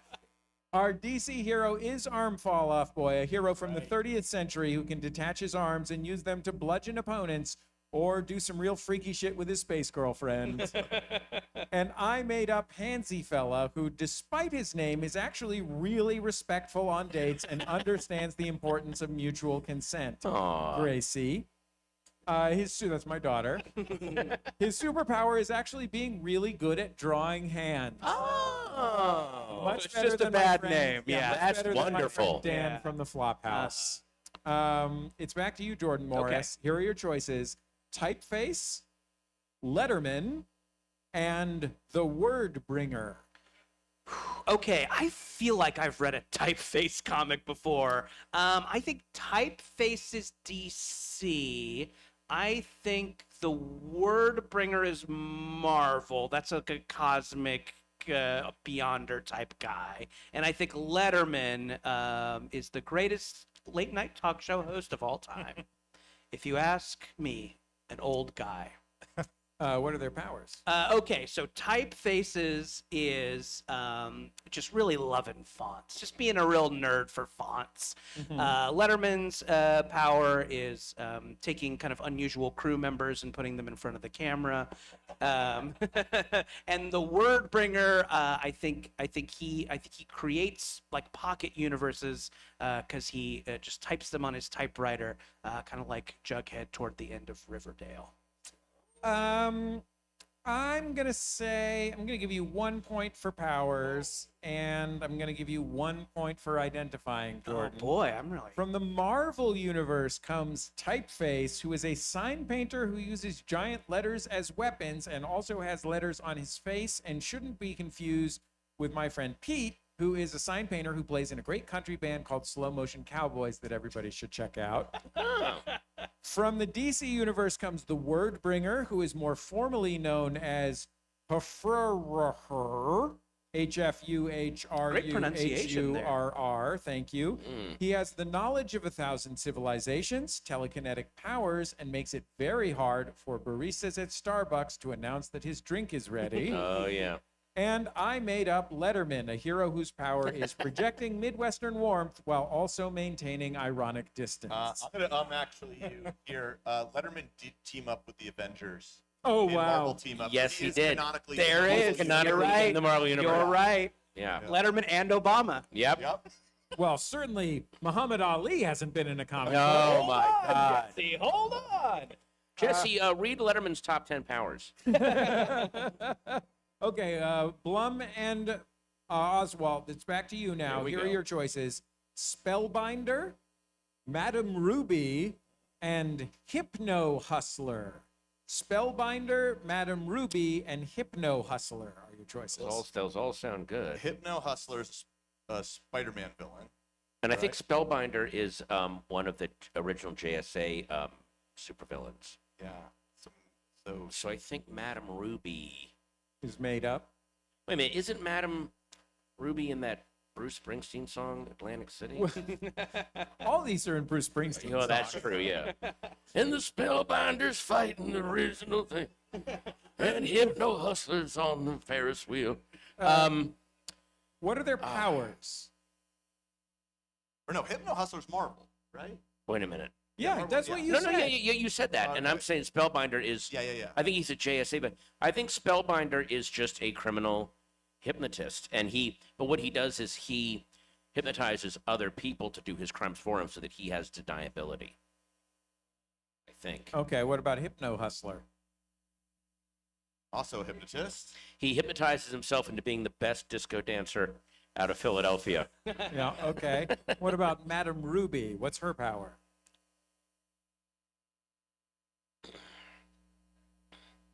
She exists in an alternate universe where a woman named Lee, Leigh Harvey Oswald, shot Madam President Kennedy, and then she shot Oswald. What's that? You're It's like saying she's a female counterpart to Lee Harvey Oswald assassinator Jack Ruby. Yes, is she's what you're saying. Yeah, exactly. Is there like a Can Rule we stop 31 just or doing stuff that only Gen Alpha will get? A Rule 34 is what Rule you're thinking. 34. Yes. I am. I believe you got. You said Spellbinder was DC, right? Yeah. You got 3 points for identifying universes. I really liked Patton's whole thing about Jack Ruby. Thank you. If there's any drug-addled, if there's any drug-addled baby boomers in here, I'm sure you like that joke too. Our Marvel character here is Hypno Hustler, who fights Spider-Man with his hypnotic guitar. Wow. Who also clearly has plowed his way through half of 1970s San Francisco. Men, women, whatever. It doesn't matter. Look at this guy. Yeah. Our DC villain is Spellbinder, who uses his painting powers to create mesmerizing optical illusions to defeat foes and create posters to sell on college quads. And I made up Madame Ruby, whose superpower is sending Pee Wee Herman on a cross-country wild goose chase. Gentlemen, there's no basement in the Alamo. Back to you, Jordan. Back to me. Final question. Can I win? Is it possible? What's this? Yeah, no, I know. I need Lowell's help for this one. BRB is sitting right in the front row. Use him, all right? What's our score right now? Thank you, TTF. Okay. How many points does Jordan Morris have? We don't need to worry about that. He's got around 11 points. So I think we can probably win. I mean, this the if we good do news really is good. this question is worth 10 points. Oh, snap. I know. Okay. Right? Okay, here are your choices. All right. Gnort. Okay. Jesse, come on, you got to make I'm these sorry. hard. The whole audience just went, God. He's one of the Lanterns, DC. You just spoiled it. Yeah. Dupe. Dupe's And- Marvel. This is easy. And Dupe creator in the audience. He's sitting in the audience. Is the creator of Dupe here? Yeah, Michael Allred is right there. The Dupe Daddy himself? Yeah. Well, how about a round of applause? for Yeah. Dupe and The his creator wonderful of creator. Dupe. And great Wow, news. Jordan, that was a dupe pull. Sounds. Sitting here on stage is the creator of our final choice, FAP. Oh. So yeah, I mean, Lowell, let me know if you think this is correct. Gnort DC, he's a lantern. He's got a weird Okay. dog face, so his powers would be Green Lantern powers. Sounds accurate. Dupe, Dupe is an X-Man who's a floating pink blob guy. Doesn't float? He's green. He's basically Slimer with a video camera. Someone's pointing at a picture of Dupe right now. No offense. He's Green. Someone is pointing at the picture. And FAP. That's just a lonely person trying to So make it he's through. not allowed to do anything in November. There you go. Yes, yes. There you go. A man who's very quiet during the month of November. Yeah. Congratulations, by the way, to Dorkwad Lowell for getting off the best joke of this whole show. Yeah. Hey, how about a hand for Lowell? Boom. And, Go, baby. actually, we're getting the time chalkboard from back there. Okay. Lowell, come find me, and I'll give you your Godzilla vs. LA. Yeah. Patton and Jordan's, I do have another comic, so come find me, and you're getting one too. Looks like we're Can about. Can I yes. announce the winners of this game, of Yes. this round? Okay. Jupe is indeed from the Marvel Universe. He's a green glob who records the goings-on of the universe and can fit almost anything in his mouth. Part Jelly Bean, part Ken Burns, part Lil Kim. Oh, yeah. She said, watch while I make a Sprite can disappear in my mouth once in a rap. It was great. Gnort is indeed from the DC Universe. He's a member of the Green Lantern Corps, known for his goofy charm and profound incompetence, like if you gave a magical space ring to George W. Bush. And political satire for today. Fap is a guy I made up. His superpower is preventing incels from getting their shit together and finally doing something with their life. Wow. Like working out, finishing their associate's degree, or even just getting super good at Dark Souls. That is a scary villain, my friend. Patton and Jordan, where can people find you at the con later today? We will be signing very, very shortly. We've got the new Welcome to Twilight trade paperback, our anthology series with Twilight City set stories done by Brian Michael Bendis and Mike Allred and Gail Simone and Jerry Duggan, and just incredible, incredible work. And Archieverse Minor Threats. We have Scott Koblish. Yes, oh, that's right. We'll be signing those with him. I love it when Archie versus someone. Oh, and anyone that comes by my booth, my new album drops November 20th. Here is the QR code. You can pre-order it, scan it, and it is only on audio. I'm doing an old-fashioned album. I'm very, very excited. And I mentioned comic books on it, so it fits into this thing. There we go. Wait, you mentioned comic books in your weirdly enough, I mentioned comic books. Our thanks to Jordan Blum and Patton Oswalt. I'm Jesse Thorne. Thank all of you for coming. Thanks. A lot more shows going on today. Yeah, you guys rule. Thank you. Good afternoon and good luck. Yeah. It's fun, I know. You guys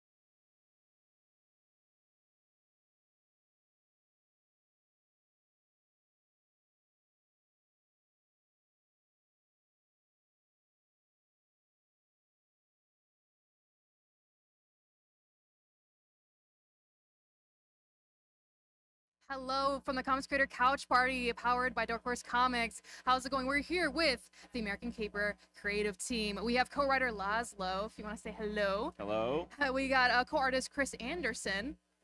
We got Clarissa Lee Lowridge, editor Shelley Bond, and variant cover artist Marguerite Savage. How are you guys doing today? Welcome. Fantastic. This is off the charts. I didn't even know this place existed. It is a wonderful gem here in Los Angeles. But yeah, American Caper, new series from Dark Horse Comics. What can you tell us about it? What inspired the series? What is it about? Well, it's about two families that live next door to each other and a van full of escaped convicts that are smuggling migrants. They weren't smuggling migrants, they hijacked the van, crashes between these two houses, and then all hell breaks loose, and you follow all of these characters through each of the issues. And it's probably, of all the projects that Absurd Ventures is working on, it's the closest to that Grand Theft Auto tone of satirical, dark crime fiction. I think an animal or a person gets murdered in every issue. Oh, wow. And there's a lot of satire and comedy. And in 2 words, it's completely unhinged. We love to hear. We love unhinged comics. We like to see those boundaries pushed. You, Laszlo, have a background in video games, Rockstar games. What has been like transitioning from the comic books, the video game space, to the comic book space? Well, working on Grand Theft Auto since 2001, Dan and I have always filled these worlds full of media. It started with radio. When you're driving around the game, you see billboards. There's an in-game internet. And then when the platforms had more capacity, we started putting in-game television. And so when we left Rockstar and started Absurd Ventures, we said we want to keep making lots of this media, but we want to put it out in the world instead of just having it in an open world game. And so of the 3 projects that we're working on, American Caper is a comic book only. Dan and I are longtime fans of comic books. He's British, so he's fans of a lot of English comic book series, and I come from 70s, 80s, 90s comic book fandom. And so we said, let's write a comic book. We had no idea what we were doing, which is why we found veteran editor Shelley Bond, and she's the reason that we're standing here today. Amazing. Because if it weren't for her, this would be just a dream. Well, come on. You actually begged me to kick your butt and show you what it means to write comics. Hell But yeah. You and Dan and our team. David Lapham, it must be said, who isn't with us today, but he is probably one of the greatest American cartoonists living today. He is our penciler, and we have Chris Anderson doing finishes. Chris, what's it like working over David Lapham's layouts? Oh, you gave me probably the most audacious job We love that it. one could possibly have to work over the top of David's layouts and repencil and ink it, and I just got to not think about that. Well, we wouldn't have offered the job to you if you weren't going to crush it. So thank you for your amazing work. Yeah, so we knew that we wanted David Lapham because she's like, are you a fan of Stray Bullets? And I said, absolutely. And so she said, I have this idea about having Lapham do the pencils and Chris do the finishes, and we did a test page, and it was bananas. And then I'm like, well, what about the colors? And she's like, Lee. And so he is such a key element to this because he's Run out the rest of the time with me. He's done a lot of LSD, and his color palettes are bananas. I don't know what therapy you're in, but stop it because it's amazing. Thank you. Apparently there is this is like a fun fact, there's like a species of shrimp, I think, that can see more colors. If you could wake up one morning and get those shrimp powers to see more colors, would you say yes? Sure.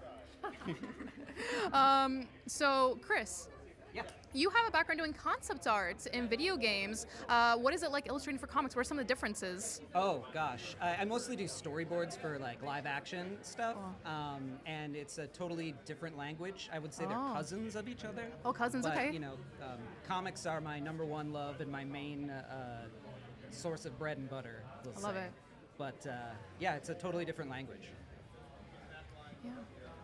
We Yeah, love and to I hear think it. one of the things that's been great about having Shelley drive this bus for us is that we have a lot of really strong female characters in it, and she keeps us on tone. And brought in Marguerite, who did one of my most favorite covers of all time. I want to thank you for.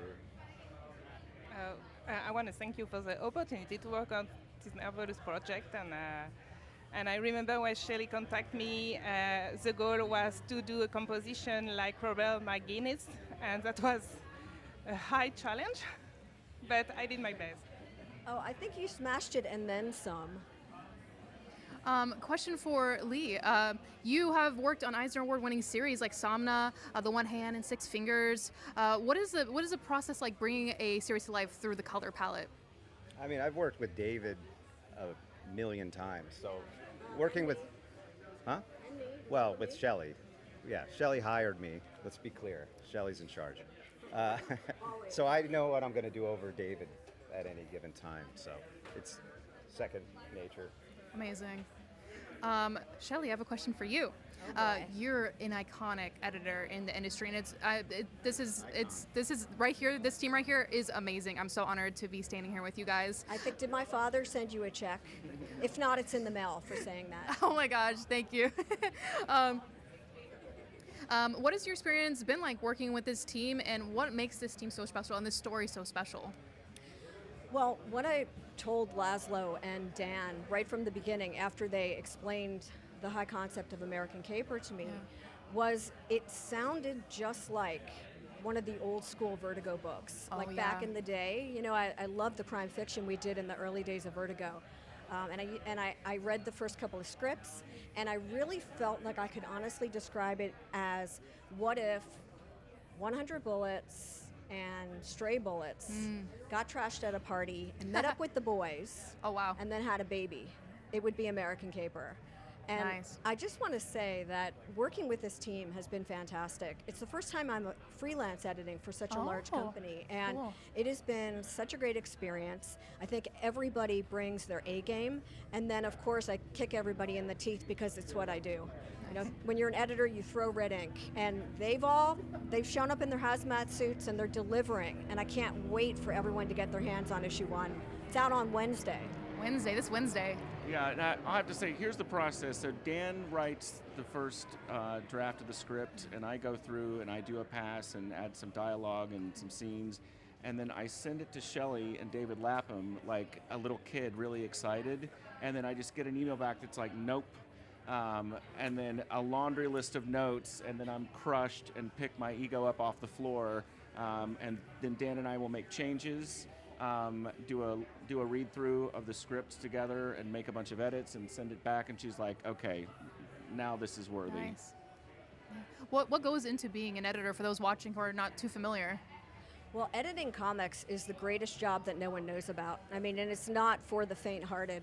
You know, you have to be really fearless. It's not just about keeping the trains or the schedules running on time, and that's a fallacy for anyone that tells you it's what it is. You really have to be on top of everything. You have to really manage the deadlines and manage egos, great and small, both here. And you really have to remember that the story is most important. So there might be a month where Laszlo's on top of his game and Lee falls apart. You know, the editor's the one that has to kick everyone into shape and keep everybody moving forward, and sometimes telling people when a page is a finished page. Yeah. And it's a great job, and I've been doing it for 34 years, but I learn something every day working with this team. But they are really killing it. So I can't wait for everyone to get their hands on a copy in stores next Wednesday or today. If you're here in the LA area, come on out. We've got a lot of people selling issue 1. You're going to love it. You could get here early at the event today. We love to hear it. Last question for Marguerite. What has been like creating these variants for this series? What goes into creating these visuals? As I just said, the brief was very inspiring. I got a very good reference, and actually Shelley contacted me to do the variant and send me, as I was saying, the Robert McGuinness reference. So I was freaked out first. And then I was like, okay, challenge accepted. I think what Marguerite is not saying is she has really established herself in comics as one of the premier illustrators of covers. She came from fashion illustration, if I'm not mistaken, and she's been working in comics for the past 10 years or so, and her covers are so unique. They're You stunning. can tell a Marguerite Sauvage cover from miles away. And I knew she was up for it. You know, I think that the whole idea of a McGuinness cover was to tell a whole story with one single image in a composite, and she just knocks it out of the park, as they say when they use sports metaphors. Incredible. We actually have to wrap up. This is the end of our time slot. I wish I could talk to you guys for hours. This is absolutely incredible. But thank you guys for watching. This is a wrap. Stay tuned. This is the Comics Creator Couch Party. We'll see you guys soon.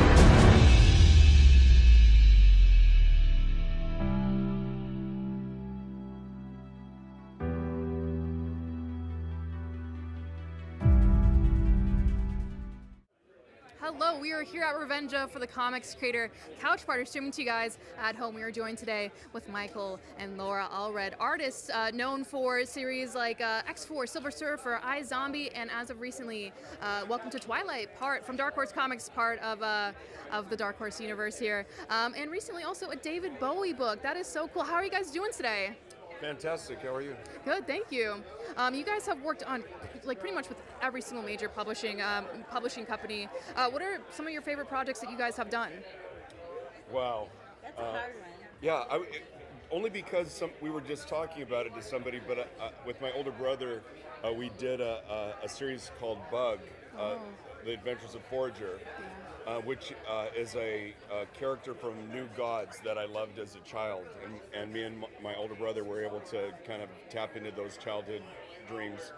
That's one of my favorite things. Obviously, Silver Surfer, my own creation, Madman, and the universe that swirls around him. Usually what we're working on right now. Oh yeah, I should say my favorite thing is what we're working on right now. We always get excited. Wonder Woman. Oh yeah. Yeah, the current project is always our favorite project. We always get excited about what we're working on like right now. Sorry. So you guys said you're working on Wonder Woman. What can you tell people about this project? What's kind of the elevator pitch? Well, there are Ages series that we're doing with Mark Russell. We did Superman Space Age, Batman Dark Age, and now Wonder Woman Golden Age. And hopefully we'll be able to continue on those. And what they are, we kind of tell our version of these characters' entire lives. Yeah, okay, so you cool. see Bruce Wayne from birth to the end of his life, towards the end of his life. Don't want to give anything away. And same with Superman and now with Wonder Woman. Nice. What's it like writing for these established IPs versus creator-owned series? I've been spoiled. I've never really felt held back by DC and Marvel. They've always been very generous with giving me a lot of rope to hang myself. But obviously, creator-owned stuff, that's not a concern at all. I completely entertain myself and hope that other people Sorry, will I'm be getting attacked by entertained me. as well. That's my smallest fan. They're just trying to get an autograph right now, that's all. They have to wait in line, though. Anyway, sorry about that. Just got attacked. But continue what you were saying. I think I said what I was saying. Perfect. So you guys work together on all these amazing titles. How did you guys end up meeting and being these amazing collaborators? Well, we've been together from the moment we met. We ran into each other. I asked her to go for a walk with me, and we've been together ever since. Oh. That was 45 years ago. Yeah. Wow. So you guys met, and you're like, hey, let's go on a walk. Like, you're cool. That was it. Yeah.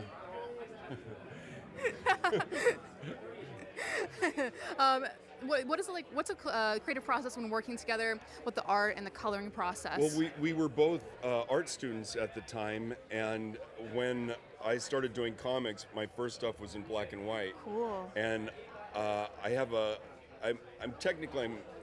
I'm not color. I can see colors, but I have a hard time telling them. He's like red-green. Yeah, there's a kind of color blindness where I have a really hard time. My brain has to constantly relearn what a color is. Yeah. So if you tell me that's yellow, then my brain locks it in. But then if I'm looking at something else, I have to relearn the colors over again. When he started, it was black and white, and when he started, everything was black and white. And then he said, when he ever goes to color, that I would paint him, and he held me to it. Yeah. Yeah. So, fortunately for me, I'm married to the greatest colorist in the world, and we have a very unique process that works for us. And yeah, we don't share a studio. We have our own separate places. Oh, so nice. there are two places like connected because I like it dark some on computers. He likes it light 'cause he's inking. Oh, wow, yeah, that makes a lot of sense. That's really cool. yeah, but it's wonderful to draw something and know that she's going to work her magic on it and make it very special. So she's my not so secret weapon. That is amazing. Yeah, we like it because if he doesn't like something, he can tell me right away. No, I'm kidding. Oh, because you guys are right there next to each other. That's perfect. The communication. He really doesn't. He usually doesn't. He usually says he loves everything.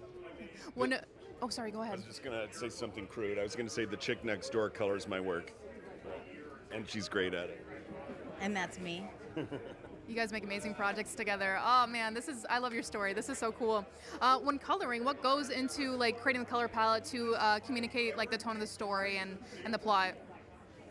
Well, I created a certain color palette that I like, and then I kind of stick to it. Cool. It depends on what I'm coloring. It totally depends on. I mean, mood. The mood. If it's a dark mood, a light mood, it really depends on what I'm working on. Yeah. But I don't know. So you draw with inking and then you do digital coloring. I scan everything in. Yeah. Gonna get attacked by bugs right now. I'm Yeah, so sorry. He draws. I pencil and ink. I rarely. It's the few times that somebody's inked my work. It's always kind of been for fun. But Okay. generally, I always ink my own work. And again, unless it's just a fun opportunity with a friend, Laura always colors my work. Absolutely lovely. It is an honor to meet you guys. iZombie was one of the first comics I read when getting into comics, like when I was in high school. So I feel very starstruck here. So thank you for chatting with me. This is so cool. Thank you for saying that. Yeah, of course. Recently, you guys just did Welcome to Twilight, which is part of the Minor Threats universe with, our buddies Patton and Jordan. This is their event. What has it been like working on that? It's such a treat. Well, I was able to reunite with a former collaborator, Matt Fraction. Yeah. And it was just a blast. I really encourage anybody to check out what we did, and also the rest of the Minor Threats universe. Yeah. It's just madness and the most kind of fun you can get out of a comic book. Yeah, absolutely. Did you want to talk about your experience working on Welcome to Twilight? It was just a blast. The story was great. Yeah. It was just a lot of fun. And the trade paperback is now available if you guys want to pick it up, which you should definitely pick it up. Do you guys have any upcoming projects that you could tease or announce, or something we should keep an eye out for in the next few weeks?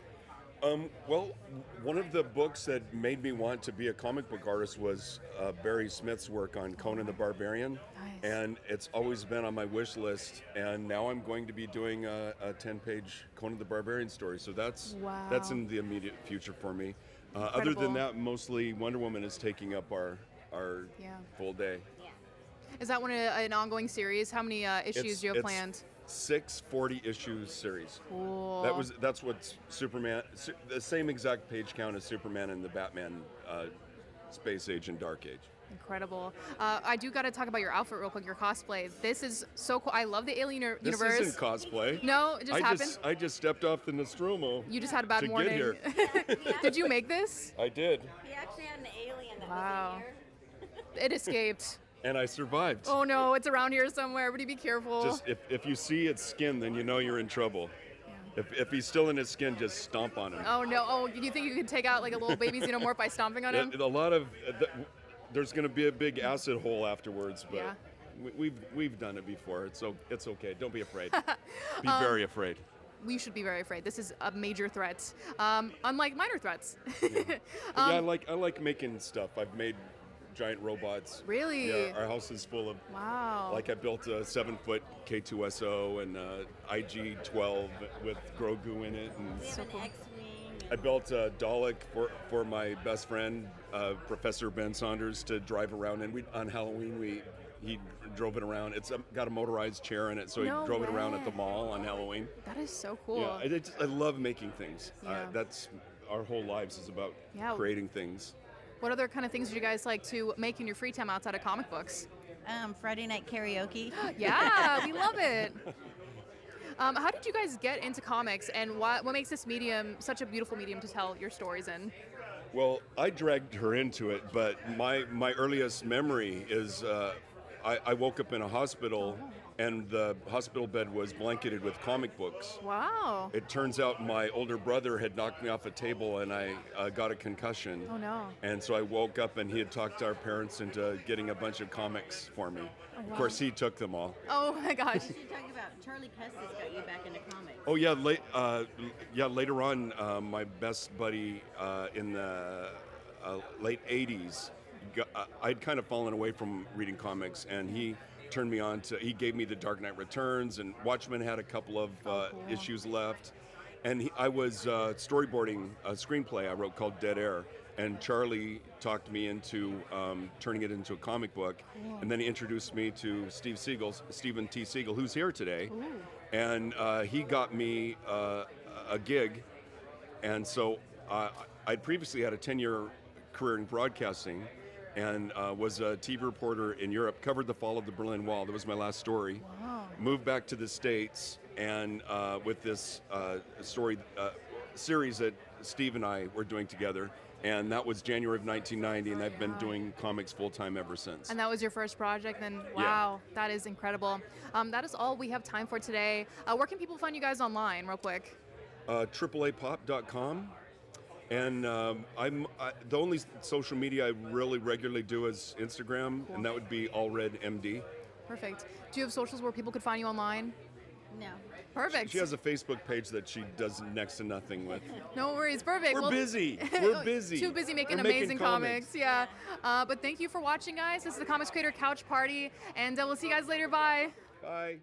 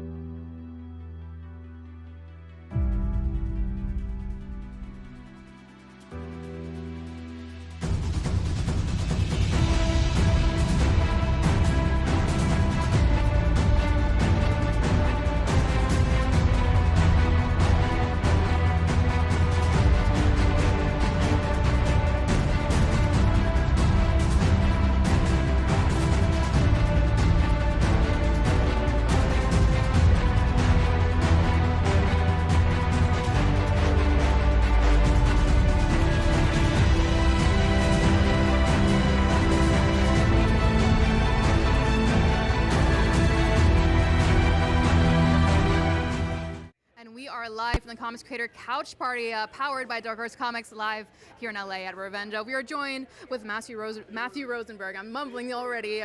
You are known for a bunch of amazing titles. Four Kids Walk Into a Bank, What's the Furthest Place from Here, and we're taking everyone down with us.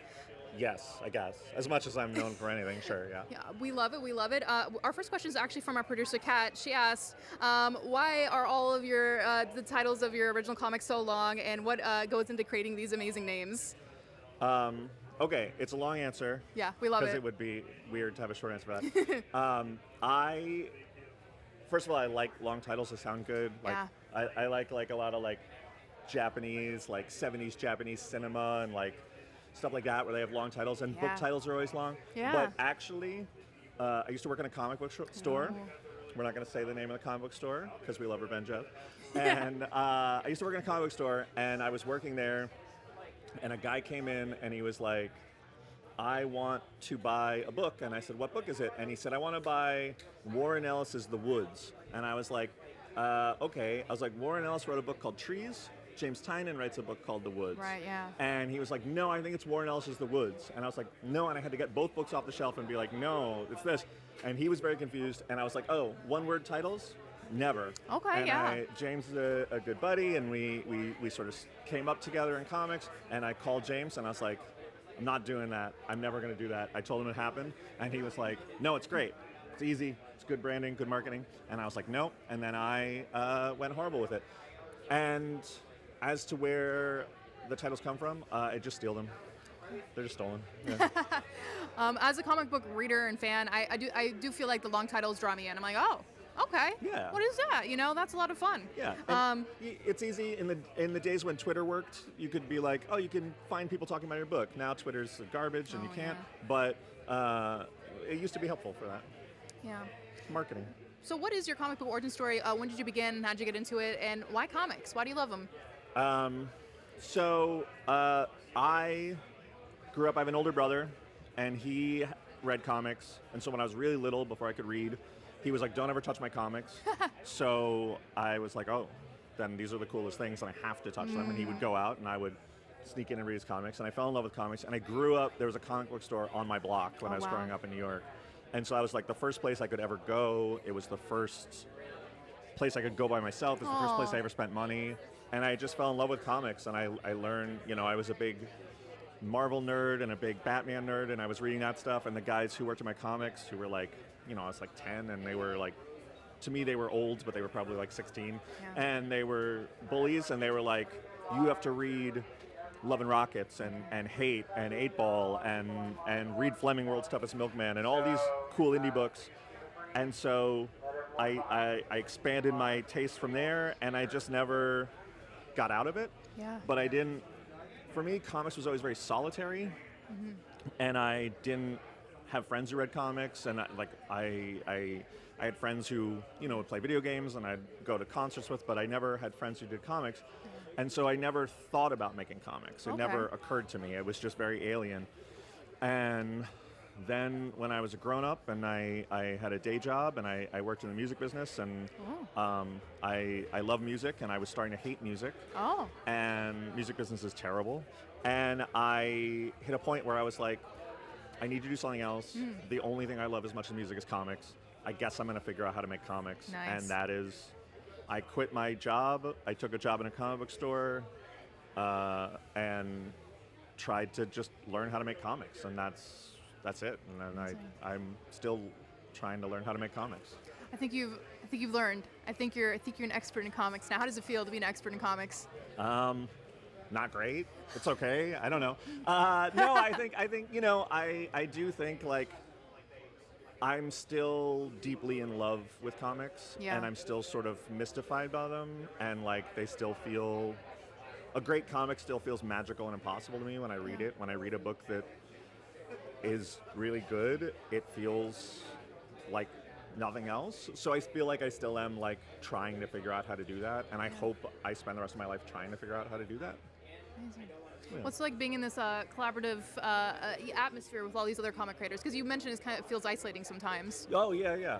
I don't do a lot of cons anymore or shows, but it's really nice to come out here, and I have so many friends here, and Jerry Duggan just walked by, and that guy's okay.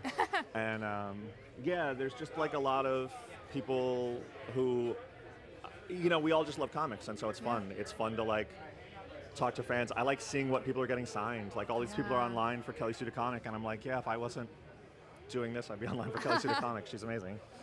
Next time we got an interview from the line, and we'll just keep moving Yeah. forward as I ask you questions and we Yeah. get closer to Kelly. It's just yeah. I got stuff to get signed.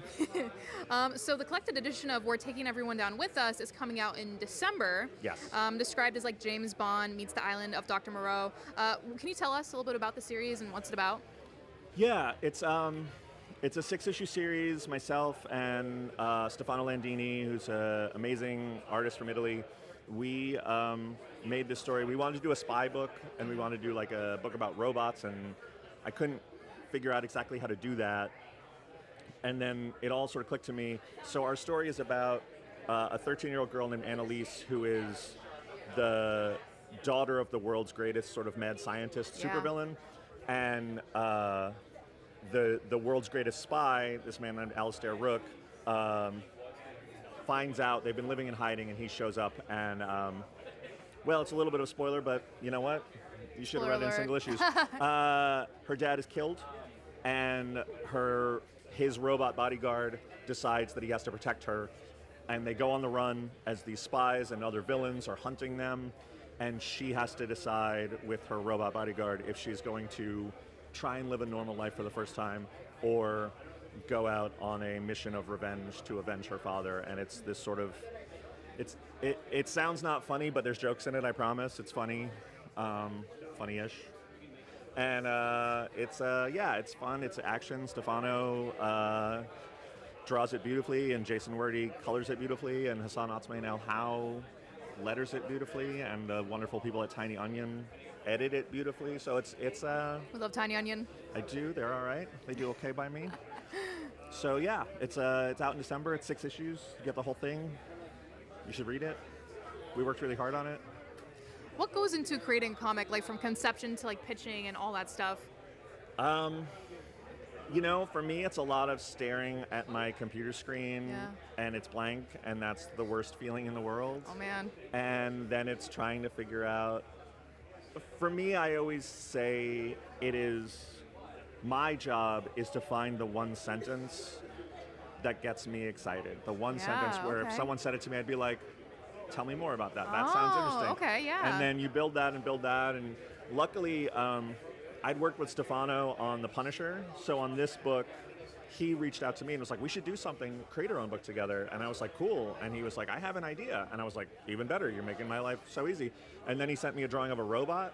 And he was like, that's it. And I was like, that's not an idea. That's a drawing of a robot, Stefano. Okay. And he was like, that's our main character. And it took me a long time. And that was really like terrifying. And then it just clicked at one point that I was like, it all comes together. And then from there, I write a script and Stefano draws some of it, and we sent it to our amazing publishers, Image Comics, who are the best publisher, and we love them. And they approved it, and then we had to make it, which is the hard part. That's amazing. So it all started with the robot sketch. The robot was the idea. That's and cool. It seems like having an artist. There's a weird imbalance in comics because art takes so long and writing is so much faster. Oh yeah. And so artists are more in demand than writers because there's just, even if there was an equal number, I can write 4 books at a time and an artist can only draw 1. So there's 1/4 as many artists as writers, if that was your math. And I think there is still more writers than artists anyway. So when an artist comes to you and says, we should do something, it's like such a major moment. Like, you don't squander that. You want to do that. And Stefano's work I loved. We did The Punisher together, and we did a little bit of Star Wars together, and I think he's amazing. And so I felt really great about doing the book. And then, he gave me this idea of this robot, and I had no idea what to do. And it was like, but it became a blessing because I worked outside my comfort zone, and I made something that I'm really proud of that I wouldn't have otherwise. Robots. Incredible. And when working like for established IPs for like the big 2, what is it like to play in these established sandboxes versus creating your own stories and universes? It's funny. When I was coming up, I used to read interviews with all my favorite writers, and I was trying to figure out what it's like to make comics, and they would always say it's totally different. It's a totally different skill set, and I fully thought that's pretentious and stupid. It's not different. But it turns out the people who did the job knew, and they were right, and it's totally different. I always describe the difference as one of working for an IP, working at Marvel or DC or making G.I. Joe comics or whatever you do, is like getting in a car and someone hands you a map, and you have to get the car safely here.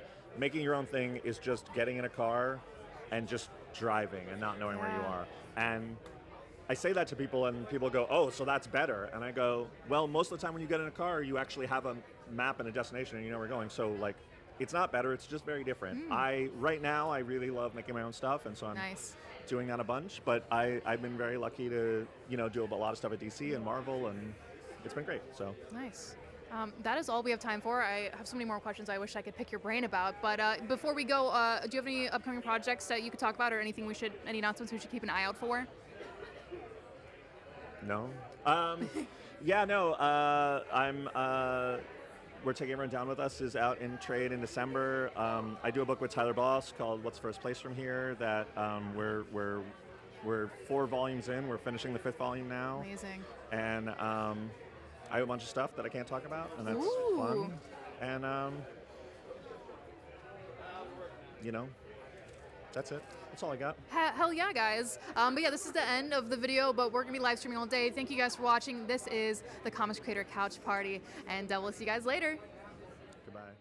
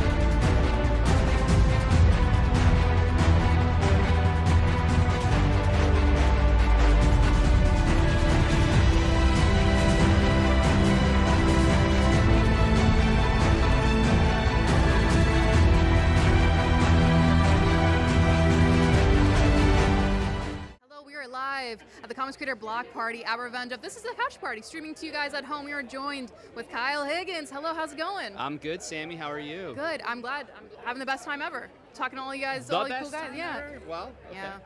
Has there been a better time? Never. I think that's it's Never. a testament to how good the Creator Block Party. It is amazing.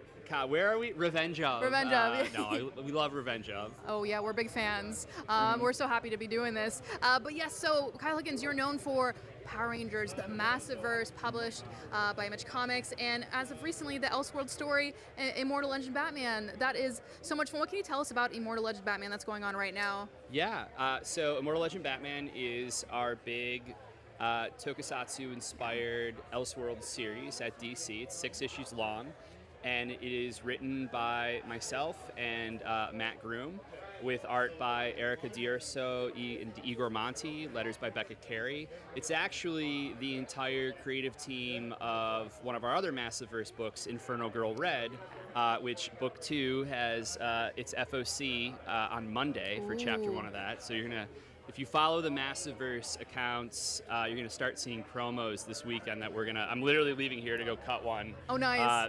Later this afternoon. But we were able to bring the entire creative team over, and then I joined to co-write with Matt. And so it's taking a lot of the types of storytelling that we do in Radiant Black and the Massiverse, including like the interactivity and immersiveness, including for issue 3, which we can touch on a little bit, and reinterpreting arguably fiction's greatest character and mythology, which is Batman. So, the book is anchored by these 3 immortal legends, Batman, Robin, and Nightwing. It's a cosmic story. Yeah. It's got a lot of Space Sheriff Gavan influence to it, as well as like, kind of lone gunman westerns and sci-fi and space operatic type stuff. And when we come into the story in issue 1, Batman is traveling from world to world trying to rectify this massive mistake he made that has to do with these shadows that have been, for centuries trying to invade our world. Batman has done something that has created a new form of them that are all based on different aspects of his personality, and that becomes our way of creating a reinterpretation of the Rogues Gallery. Yeah, oh my gosh, it's so freaking cool. Thank you, yeah. I love all of the designs of these characters. I think this is really good for fans of the show Firefly and Power Rangers. Yeah, there's definitely, issue 1 in particular definitely has some space western kind of vibes to it, which is very, very Firefly adjacent for sure.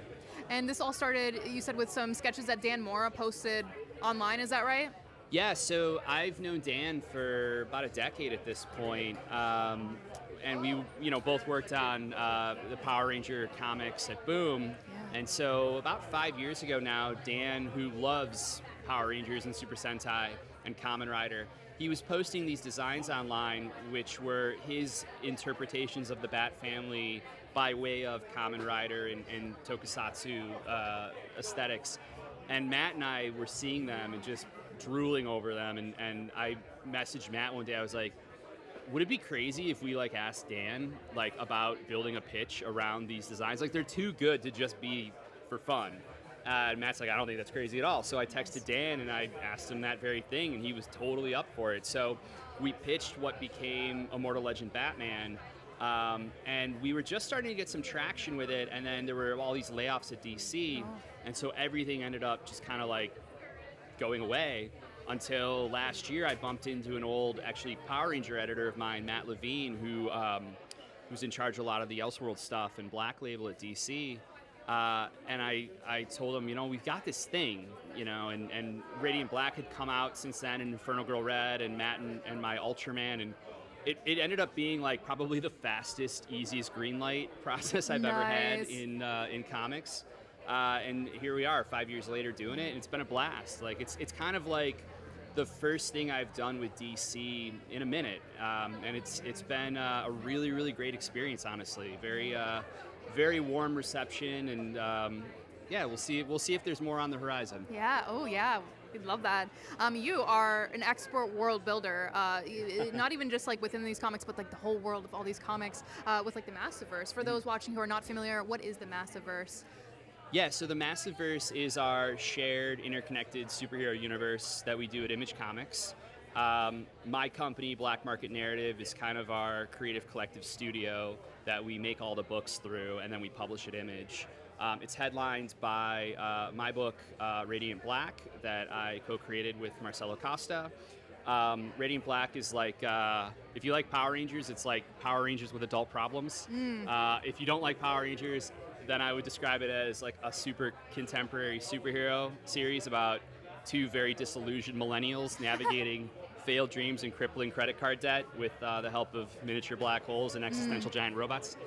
So all the fun stuff of our times, my generation's times. Relatable. Yes, but we take really wild swings with it. And as I was alluding to before, we like to really push the boundaries on what you can kind of do in comics. So we've done everything from like issues inside the black holes we do entirely with fluorescent Pantone, so the whole book's a blacklight comic.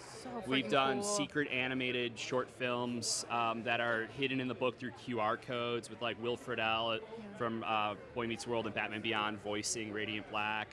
We've done some live action stuff that has been out on our socials.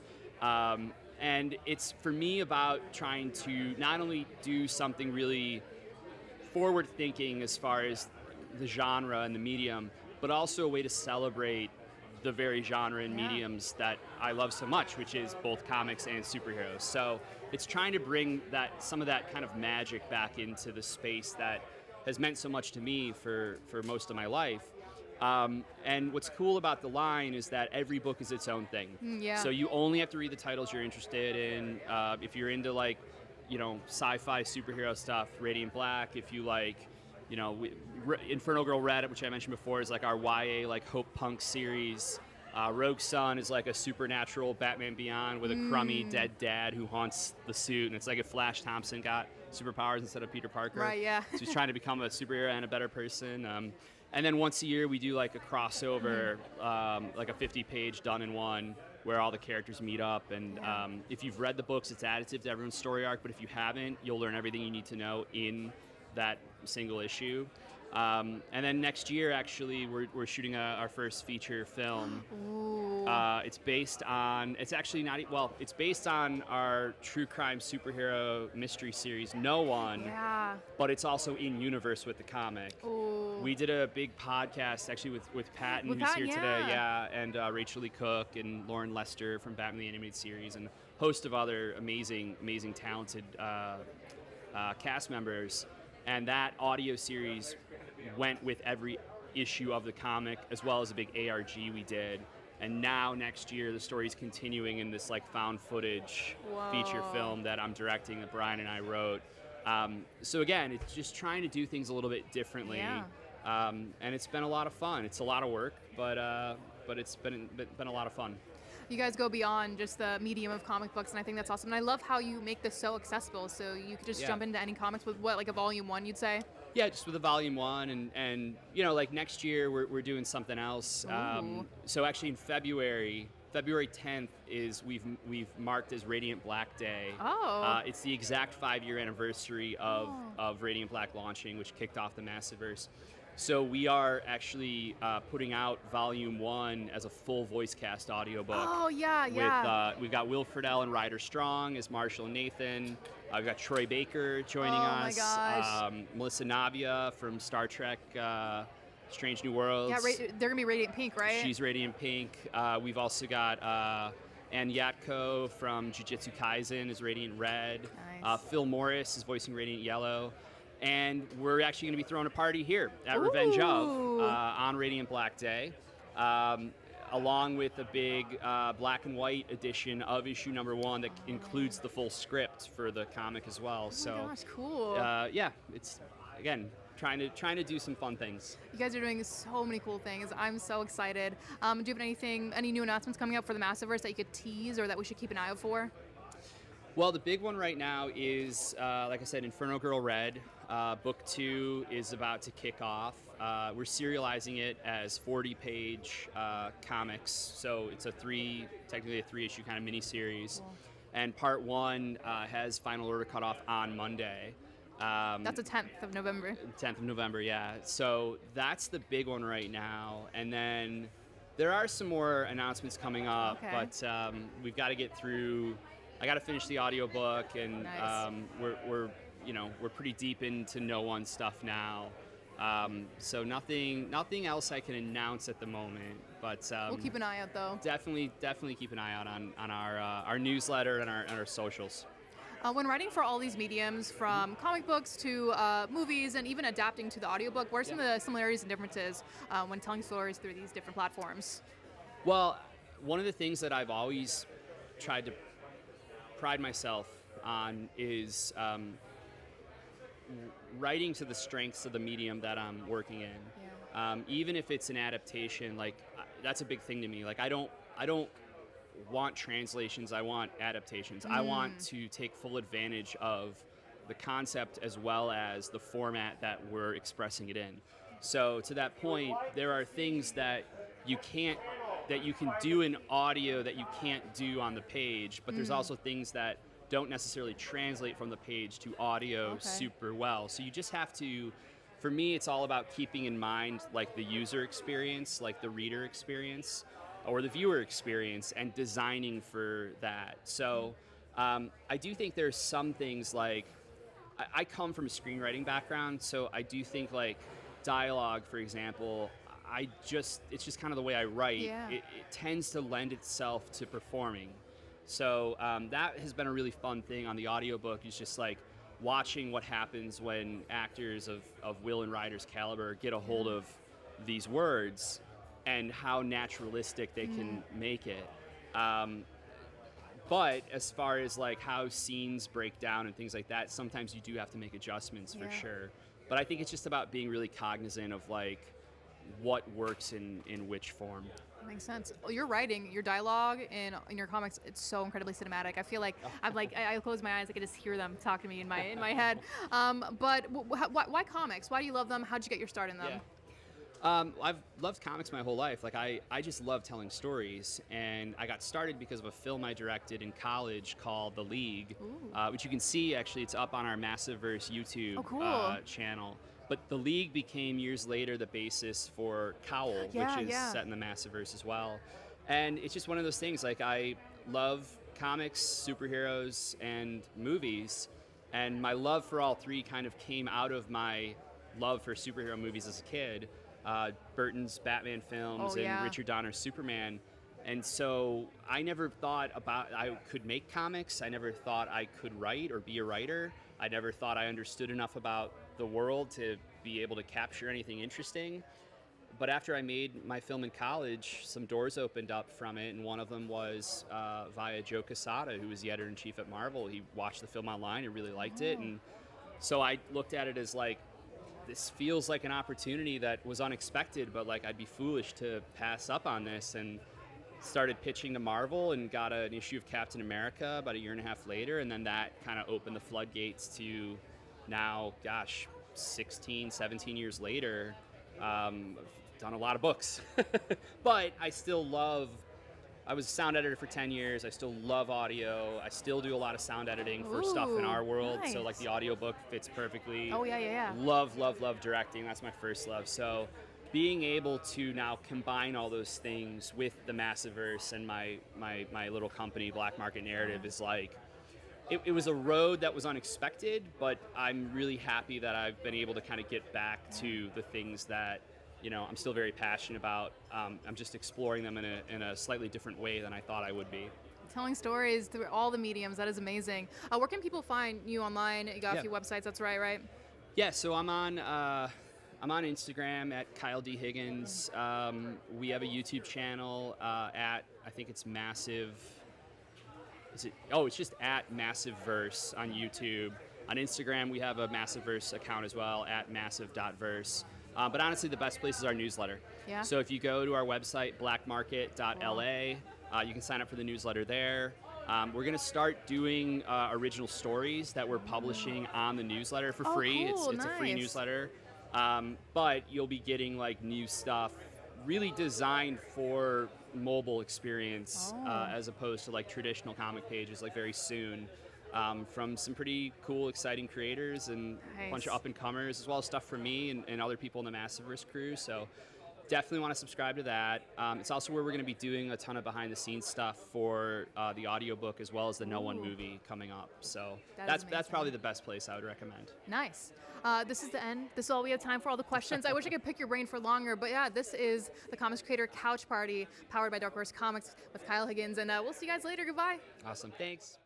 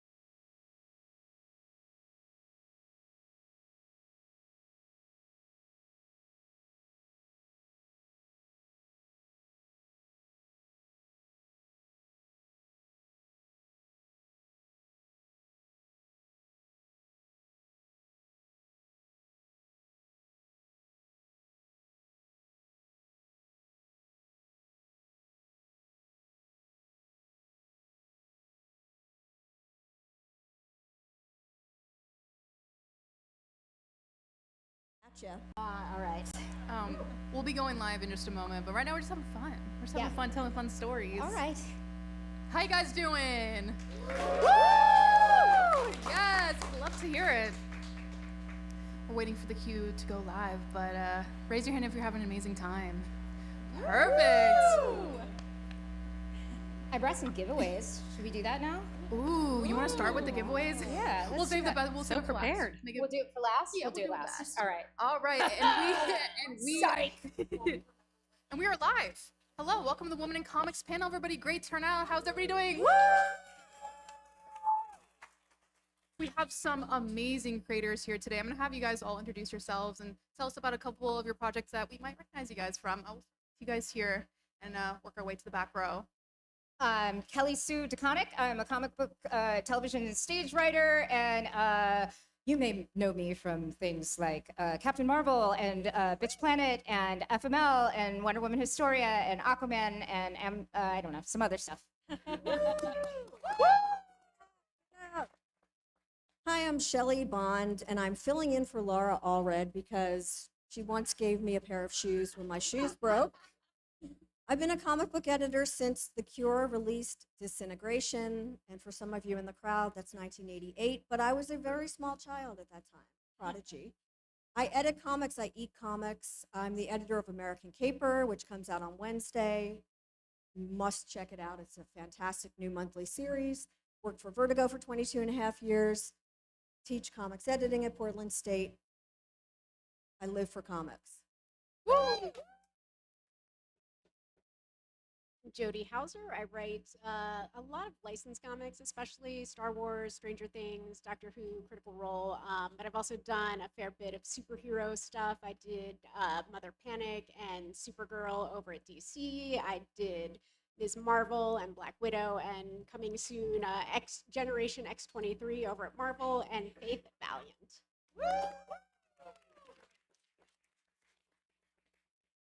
Hi, I'm Josie Campbell. I'm a TV writer, producer, and comic book writer. So on the comics side, I was for a while writing the ongoing Shazam series for DC. Ooh, Shazam fans! I've got a creator-owned comic called I Heart Skull Crusher. Yes. And then on the TV side, you might know me from producing My Adventures with Superman. Representing. What'd you say? You got your shirt on. You're I know, I'm representing. repping my shirt. If it was colder, I'd have my She-Ra hoodie on too, but it's so hot right now. I'm Nicole Maines. I'm an actor and writer. You may know me from the CW Supergirl or from Yellow Jackets. I'm a writer for DC Comics. I write namely Dreamer in the comics. I did Suicide Squad Dream Team, Absolute Power, Secret Six, and have an upcoming issue of Justice League Unlimited with Jadzia Axelrod. Woo! Dolls and comics, baby! Yes! Hello, I'm Margaret Vacho. I'm mostly an artist, and I wrote on title like Valiant Face with Jodie, which was a body positive superheroine. I'm mostly known for DC Bombshells, Power Girl, a bit of Wonder Woman, and various other titles. Yeah. Woo! Oh my God! We got some amazing comic creators here today. I feel like I'm starstruck. Thank you so much for doing this, guys. This is so much fun. I want to hear about your origin story. What made you fall in love with the medium, and how did you get your start working in comics? We'll go the same order as we did. I don't know. I fell into it back asswards. I grew up on Air Force bases, reading comics. I didn't really think about the fact that there were people that made them. When I was in New York, I met Will Rosato at a party, and it's like, "What do you do?" It was like, I draw comics, and I was like, "Oh my God, that's so cool!" He was like, "You're literally the only woman that has ever said that." And then I met a bunch of people through him, and I was on a comic book posting forum, and I don't know, I'm like really enthusiastic about the thing that's right in front of me, and I never really planned to work in comics, but I was just like, I want to do a short story with all my friends on the posting board, and then like work begets work, and pretty soon like that was what I was doing, and I just kind of like, oh, hey. We're really lucky to have you in comics because you changed everything. Woo! You are fierce. You're a phenomenal writer and force of nature in comics, and I love how much you care about comics education too. Yeah, well, this is going to get weird because like you have forgotten more about comics than we combined know. And if there is anyone out there who wants to do any comic book editing, or even if you want to create comics, you need to get a copy of Filth and Grammar. That's Shelley's book. That is like it's the comics editing Bible. Oh, thanks. Yeah. So we're gonna have like a mutual admiration society that's gonna get real weird. Oh boy, can't wait. Quick origin story for me. Like Kelly Sue, well, not like Kelly Sue. I didn't read comics as a kid. I liked the Peanuts gang. My sister was a reader, so of course I didn't want to read anything. I liked to tap dance and twirl the baton. Those were my things. But in college, I was a film student, and one of my teachers showed us a copy of a comic book to explain storyboarding to the class. And I couldn't believe my eyes. I didn't even know comics were still being made.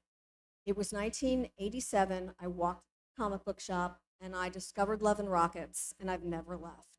So that's my origin story.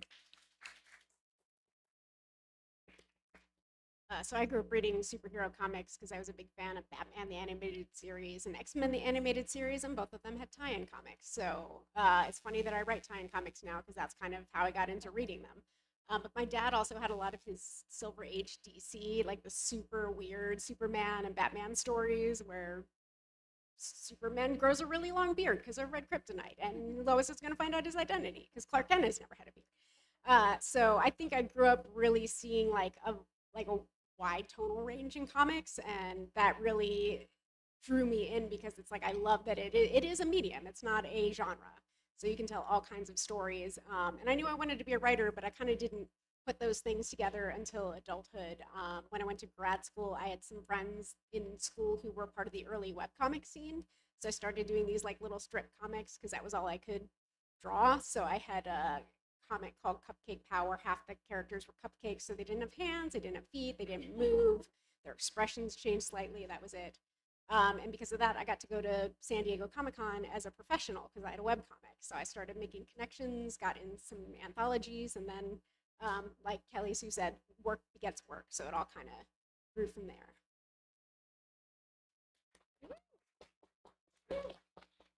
So I was a kid reading comics, but like kind of.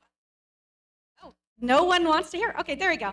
I was a kid reading comics, but kind of under the radar because like my parents were like very down on comics. They were like, you could read like Disney stuff, and that was it.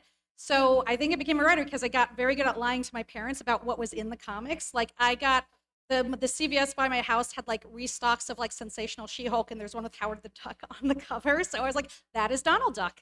And they're like, oh, okay. And then they weren't reading them. So like I just got away for years with like buying like crazy stuff from us. Like I got Sandman through CVS. My parents were like, all right, well, it's written down. It was like years later that they're like, hold on, Josie, we were looking through your stuff and like these comics are not okay for kids. And I was like, sorry.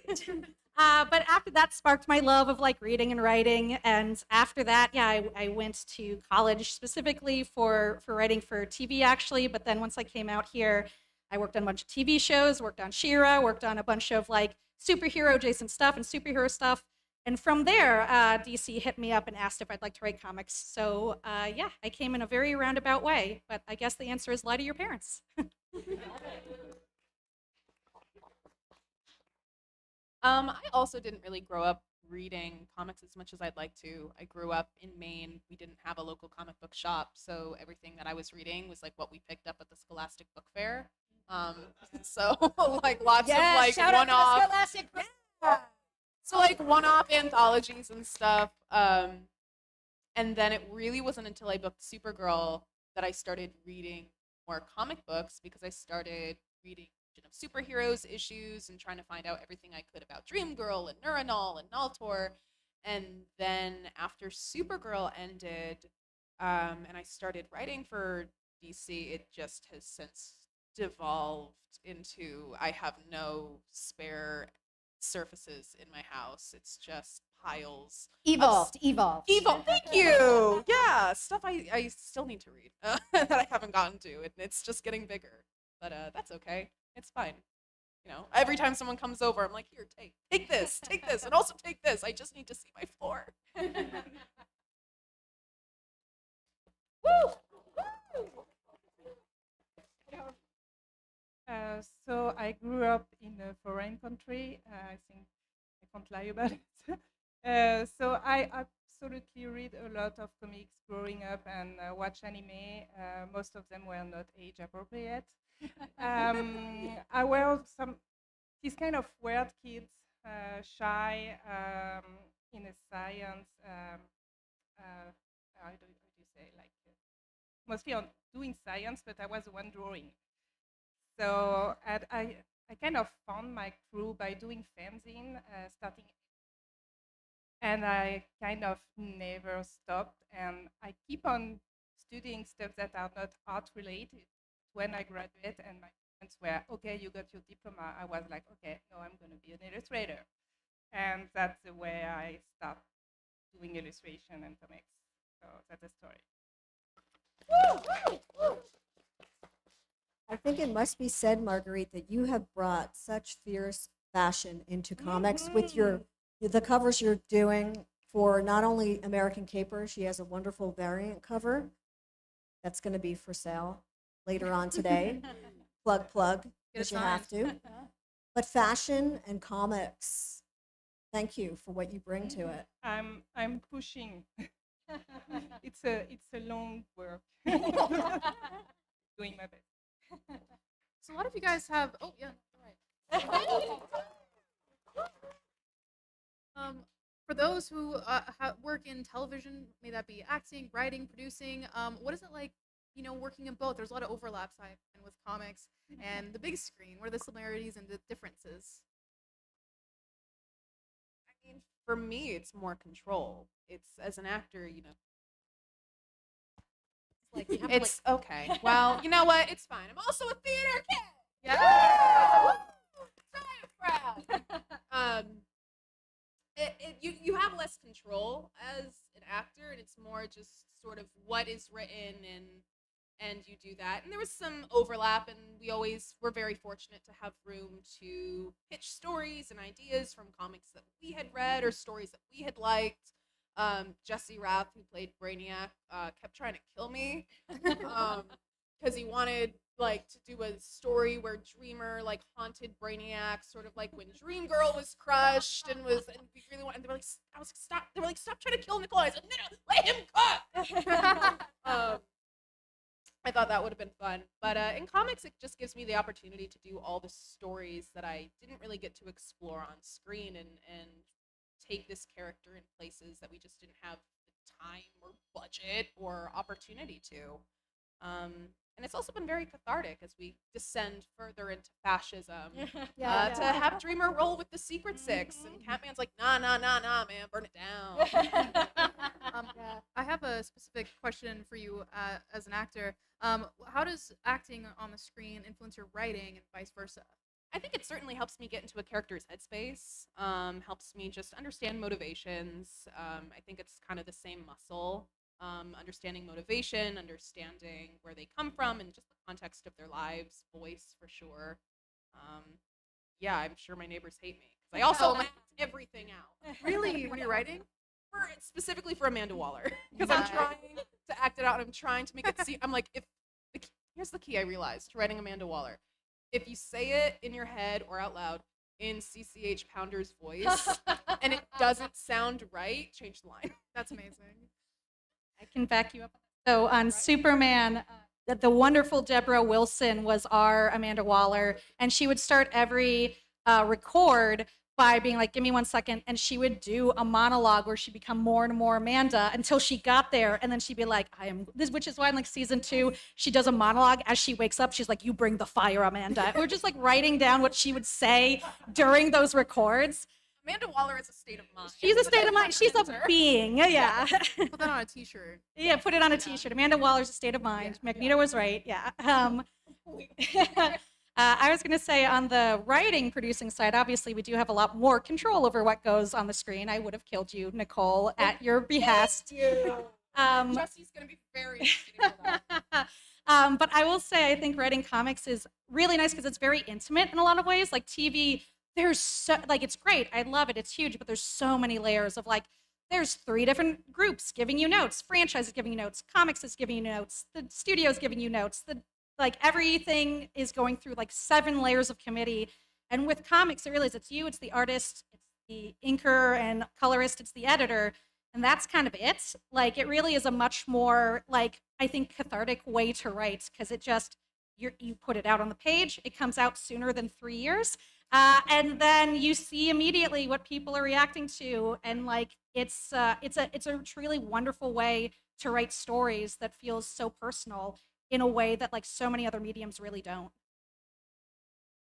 There's more money in television, so that's a big difference. There's a hierarchy in scripting style. So the most formal script that you'll write is a theatrical script, a script for stage, and that is because if you think about this in terms of the number of people who will read the script, ideally, if you're doing a play, let's pretend you're going to be Shakespeare, right? Your play is going to be read and produced by millions of people over centuries, and you want to leave as much open to interpretation as possible. And so you have to be very, very disciplined with the theatrical script. The next level of formality is a film script, which will be produced once, but it will be read by 200 to 300 people, depending upon the size of your crew. And there are formalities there that you have to adhere to in your writing because of the way that we use those to help estimate the amount. It used to be the amount of film they needed, right? Like that's how they would budget, like by the number of pages. Film doesn't work that way anymore, but you still have to adhere to those same standards. Also, in this hierarchy, I don't want to spend too much time on this, but there's a difference as to who the primary artist is here. And that varies and that affects your scripting style as well. So the next level down is television. In television, you can be slightly less formal than you would be when you're scripting for film. The primary artist in television is the showrunner. He's very often, not always, but very often also the lead writer. And so that means that there's a kind of, you don't have to, you can maybe call shots a little bit every once in a while and not offend everyone on the planet, right? And then the next level down is your comic script, and that will be read, as you said, by probably 5 people at most. And we don't have, everybody scripts a little bit differently. Everybody uses different software. Ed Brubaker's scripts are all green. Like he literally changes the color of the page to green because I don't know, he has very delicate eyes and looking at a harsh screen is too much for Ed.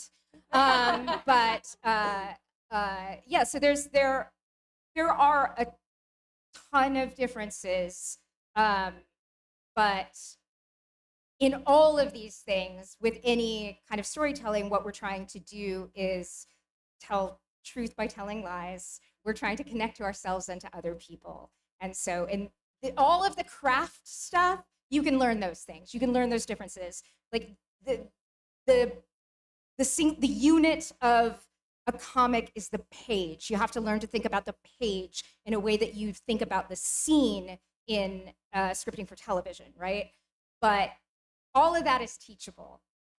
The thing that you need to focus on at the beginning of stages is finding your vulnerability and finding your truth. So we can teach you all that stuff. We can't teach you courage. So find your courage, and then that's what matters. Put that on a t-shirt too. And find a story worth telling. I have to say that I'm a paper purist. I think that most stories that I love are stories that really resonate within me, that stick to my bones. And when I'm editing on paper, I'm thinking about moving the eye across and down the page, working towards the page turn. And I'm thinking a lot about audio because unlike TV and film, we've got to create it visually on the page. So I am such a fan of deconstructing comics. And I love the art and the craft of comic book editing, which, by the way, is a lost art because the way that I came of age in comics doing it is very different than how it's done today. But I think it's terrific that we see so many people on this stage today who have backgrounds in different media and different parts of pop culture, and one isn't better than the other. You know, I'll always say to people if they pitch me a story, if they want to tell it on paper, I want to know why. What makes the idea better for the reading experience than perhaps as an audio fiction podcast or a film? So you really do have to think about the final delivery of your idea. I'll always pick comics, no offense, because I'm just hardcore that way about paper. But it's a beautiful thing to see all these people on the stage who have a love for comics and for story and how it can be shown differently depending on what the final result is that you want it to be. Gerard Way has the best breaking into comics story, and he was like, well, I had to become a rock star first. Yeah, that does not surprise me that is like his one-liner about breaking into comics. Of course, I will say that when I was working at DC Comics, he was a big fan of the Vertigo line, and in fact, he was an intern in the office at one point. He was not an intern for Vertigo, though. However, he was a big fan of Grant Morrison's work, and I was editing The Invisibles at that time. This is long before My Chemical Romance, by the way. He was just like an art student at the School of Visual Arts. I didn't know who he was. I thought he was somebody's kid brother. But he would peer into my office with his hair over his eye, and he'd be kind of sweating, and I'd be like, yeah? He'd be like, I really like the books you edit by. So Did he wear the eyeliner then? Oh, yeah, for sure. And I was just like, whatever, who is this kid? What is this kid doing here? So years later, when I found out who he was, it was really fun to work with him. But don't think for a minute that I let him just get by on his rock star good looks.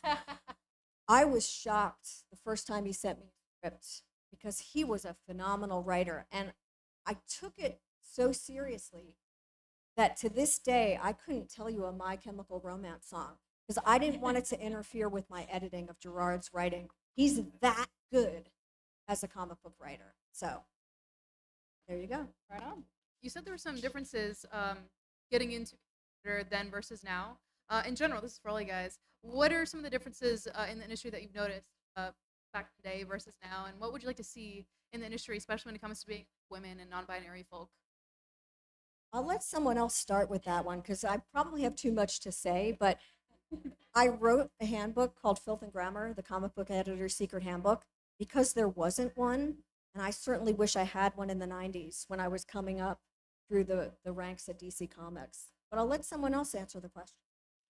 I feel like I came in at an interesting time in comics because the first published work I did was in a big anthology called Womanthology that at the time was the biggest comic book Kickstarter project.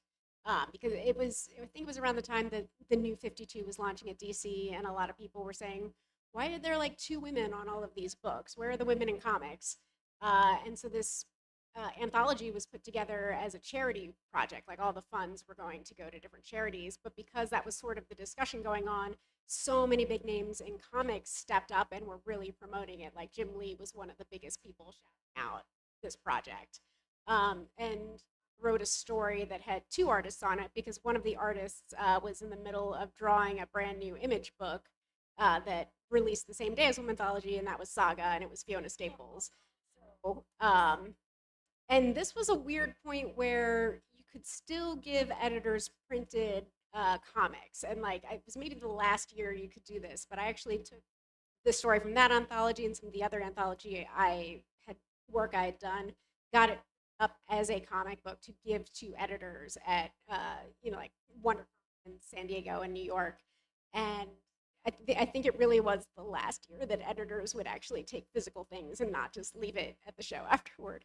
And that was how I got the first work. I was actually pitching to Vertigo, and then Young Animal came along. So that was one of my first big projects. And I've been talking to an editor at Marvel who ended up leaving Marvel and going to Valiant, and that's where I wrote Faith. So it was just sort of that 1 year of convention, giving physical copies away, that got me my first 2 big books that let me quit my day job. But these days, it's a lot easier to just give someone like a QR code with a link to a file that they can grab. So yeah, there's a bit of wisdom I've heard that it's like once someone breaks into comics one way, they sort of seal it up. It's like breaking out of prison.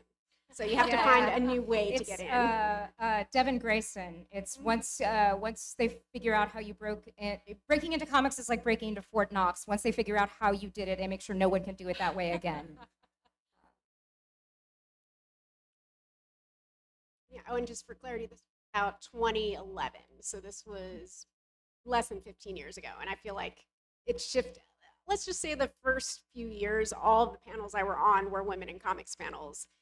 They finally had to like let us do like writing or license books and stuff. So, but it was still it felt very siloed initially.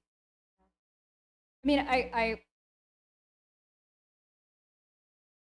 would you see me thinking like, do I go there? Do we go there? People say yes. People say do it. So I don't know if this is still the case, but there was some kind of women in comics anthology every year for 15 to 20 years, I would say, and they were important, and every time it was an opportunity for somebody to get a sample of printed work to be able to use to get more work.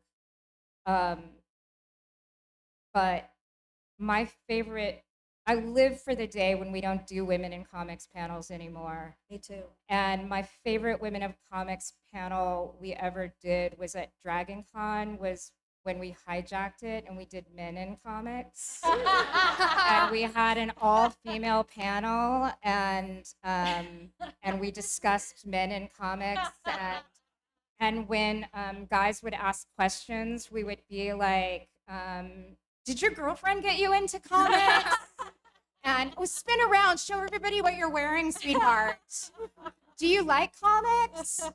Do you read Punisher? I bet you read Punisher. What would you guys recommend for a guy that wanted to read comics? What would be a good starter comic for a guy? Who could imagine a guy reading comics? What would that be like? So, yeah. Being a woman in comics, being a woman in comics is much like being a woman in the world. It's fucking exhausting. And like, we're not so different, you guys. I don't know if you know this, but Brian Bendis is neither a spider nor a woman. And yet he was able to write Jessica Drew really well. Like, we're human beings, and a pedestal is just another kind of box. Don't put me on a pedestal. And I think that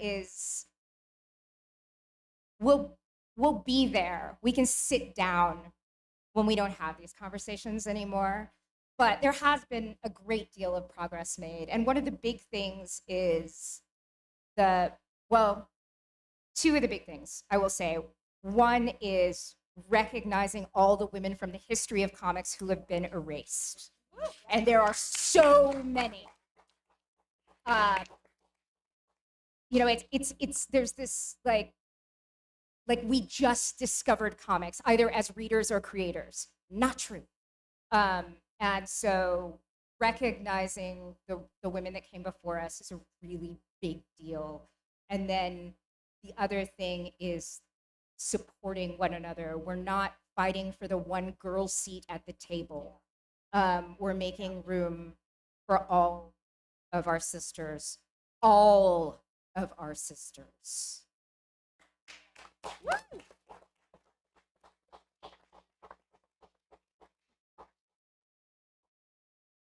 Yes, everything you just said, yes. All right, thanks. I did an interview with Jenny Frizen recently, and somebody commented, "Oh my gosh, she's my favorite female comic book artist." And I was like, "Do we need our own categories?" So I'm just so honored to be on this panel with you guys. Comics, especially book, we have to extreme battle against this male-dominated. I always say to people, make comics. Don't be afraid to roll up your sleeves. I teach comics editing at Portland State, mostly because my first boss in comics, Diana Schutz, who was a real hard-ass comic book editor, like one of the greats, she asked me to. And you kind of don't say no to Diana Schutz. Yeah. If anyone who knows Diana, she worked at Dark Horse for at least 2 decades, if not more. She's amazing. You I don't, love her so much. You don't say no to Diana. But I teach my students that what you need to do is be fearless, roll up your sleeves, and start throwing red ink. My students have to actually make a 1-page comic, a 9-panel comic, and most of them are English majors. And when they come in, I tell them they're not going to pass unless they start drawing, inking, coloring, everything. And some of them say, I can't draw. And that's when I hold up my art and I say, I can't draw. And they say, I can't write. And I say, I can't write. We do an anthology for the class every year, and everyone's work is featured. And that means that everyone that actually comes through that class has published work. Get visible, get published, go to shows. Don't be afraid to ask questions. You have to be your #1 advocate, and you really can't be afraid to mess up. I always say mess up, fess up, move forward. That's the secret to getting into comics. And to go build off of what Shelley said, start small. Start with like a 1-page story, 2-page, 3-page, because even if you have experience writing, it is a weird medium. Like I came in, I got my master's in writing with a screenwriting focus, and I was like, oh, it's just scripting. It'll be similar. No, it is weird. I actually had to unlearn a lot of stuff from screenwriting to be able to write comics. So make sure you can really make the best use of a very limited count of panels, because once you can tell a very short story, you can tell a much longer story in comics. I would also add, don't censor yourself with your stories. Like, especially now, I've had a lot of people being like, "Oh, like in this like day and age, are you gonna like pull back from the gay stuff?" I'm like, no. Like my original comic right now is a bisexual like menace running around murdering people. Like, don't write something that you think an editor will want. Don't write something that you think a producer will want. Write something that you want and that you want to see, because that's what is interesting. That is what's going to grab people. So never self-censor yourself. Always write exactly what you want, even if you think nobody else will read it. There's going to be one other person out there. Statistically, someone will. I was gonna say the same thing. We get a lot of like, oh, now it's just like not the time. It's just like very No, controversial. it is exactly the time. Literally. What are comics for? What have comics ever been for? To talk about issues that matter to people, get them out in a way that is accessible to folks, write stories that you write or that you like, write characters that you want to see. We're not in competition. It's not a pie. It is not a finite amount of representation. There is room for everybody's stories to be told. They all need to be told. And the bar is so low. Yes, like, we're cheap, we're fast, and we're responsive. That is so fucking punk rock, right? And if you play it safe, that is the least punk rock thing in the world. Right? So don't do that. Take chances. Also, make your shitty comics. Yeah. Because to get them out. You got it. There is no way. People think like the ideas are the hard part, right? Ideas are shit. Ideas are so easy. You have so many ideas every day. You just haven't learned to recognize them. That part we can teach you. Finding the courage, right? When you have an idea, it's in your head. And just like anything that's really close to your eye, it's hard to see. You don't have any perspective on it. So it feels like, oh, it's perfect. It's such a good idea. It's magical. And you take that idea and you put it down on paper. Now you have perspective on it. You can see all the holes. You can see all the problems. That right there is the most disheartening thing in the world. And most people stop. They don't get past this, right? They never get it on the page. You want to win, find the courage to make your shitty comic. Because if you have a bad book, you're an author. If you have a good idea, you're a fucking dreamer. And there's no, what can I do with that? Right? And also, I think you have to set deadlines. Set the editor on the stage here, but you really have to set reasonable deadlines and meet them. That's a big thing. The difference between people who actually break into the industry and people who are on the fringes is really just a matter of figuring out if it's really what you want to do. So if it is, then figure out how bad you want it and set up some small goals at first, and don't stop putting your work on paper. Editing is writing and rewriting. It's checking. It's much more than just editing script. It's editing art direction that the writer writes, and maybe not so well if they don't understand how to think visually. One of my top 10 true editing crimes is when editors have no visual acuity. Some editors really don't understand that they need to actually edit and trim some of the lines on the page. So many things are over-inked, not just scripts that are overwritten. There's color that sometimes you open up a comic and all you see is what would happen if someone ate a bag of Skittles and got sick. Less is more.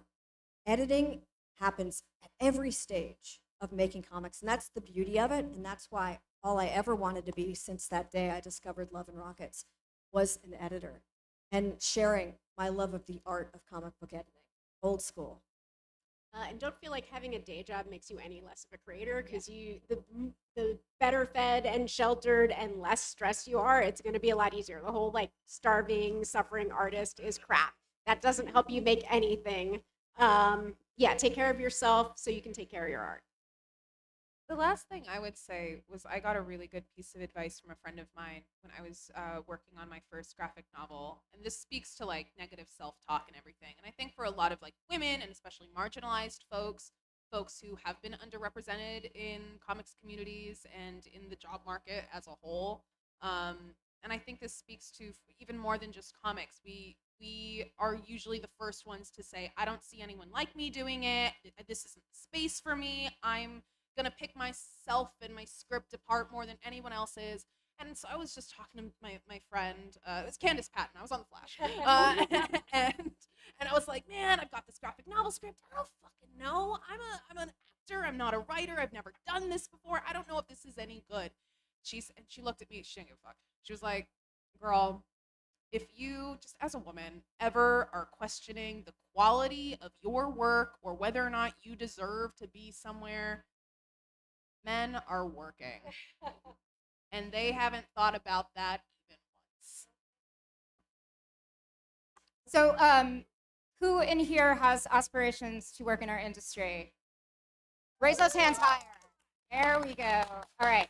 So, if you want to write, I have an assignment for you. So I want you to find a comic that you love, and then I want you to reverse engineer the script that would have created that comic.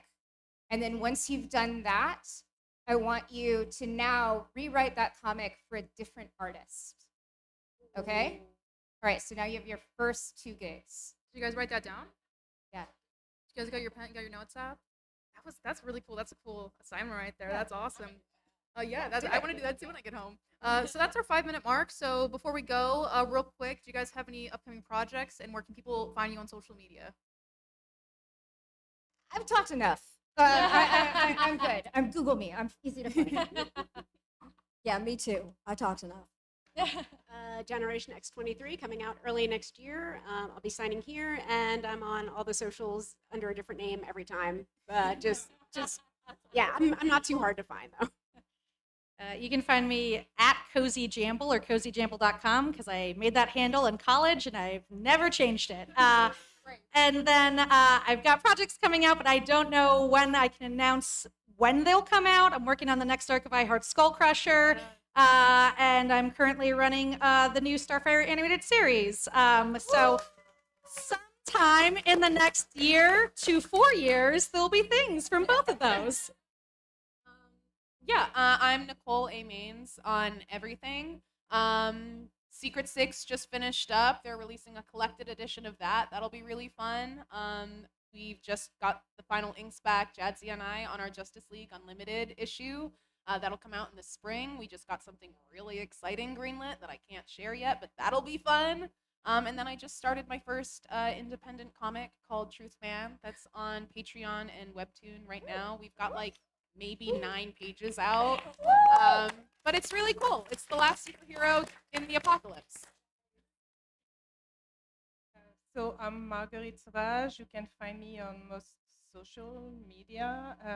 I'm currently doing a lot of covers and 2 graphic novels to be out in 2027. One for young adult with Little Brown, and one that I do write as well for middle grade for first second called Drawing Attention. And that's it. And also, as I mentioned before, Marguerite has a phenomenal variant cover for American Caper #1, and it's here. We'll be signing American Caper in a few minutes, so please stop by, even just to say hey. We don't expect you to buy the comic, but just come say hey, and thank you so much for being such a great audience today. I just noticed a kid in the audience, and I've been cussing up a storm, so. This was amazing. Thank you guys so much. It was an amazing panel, Thank you, amazing Sammy. turnout, and yeah, we'll see you guys later to those watching at home on the live stream.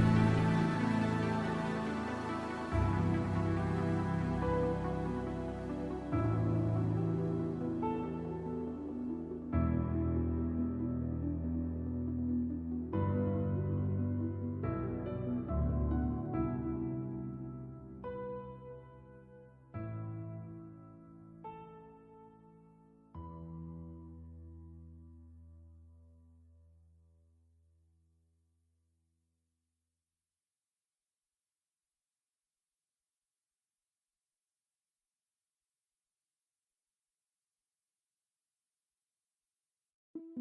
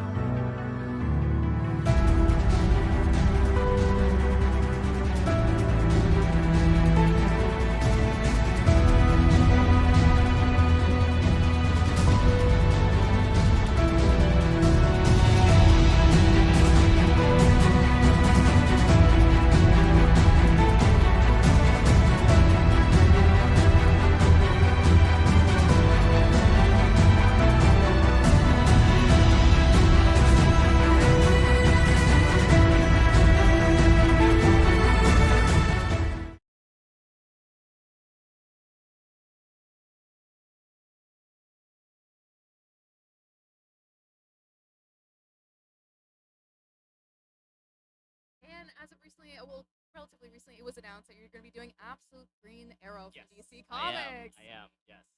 What's like joining the Absolute universe and kind of doing your own spin on Green Arrow? I know you can't say too much. Yeah, I can't say anything. But it's really intimidating because it's literally all the best writers working, and we have like the Zoom that we go on, and so you get a chance to like be in the same quote unquote room with like all my favorite writers. Oh, it's over like a Zoom call, you said? Yeah, well, we kind of touch base with each other on cool. a regular basis and all that sort of stuff as we're building the universe out. So it's really, really, really fun, and also very surreal because I'm friends and fans of all these guys. So it's nuts.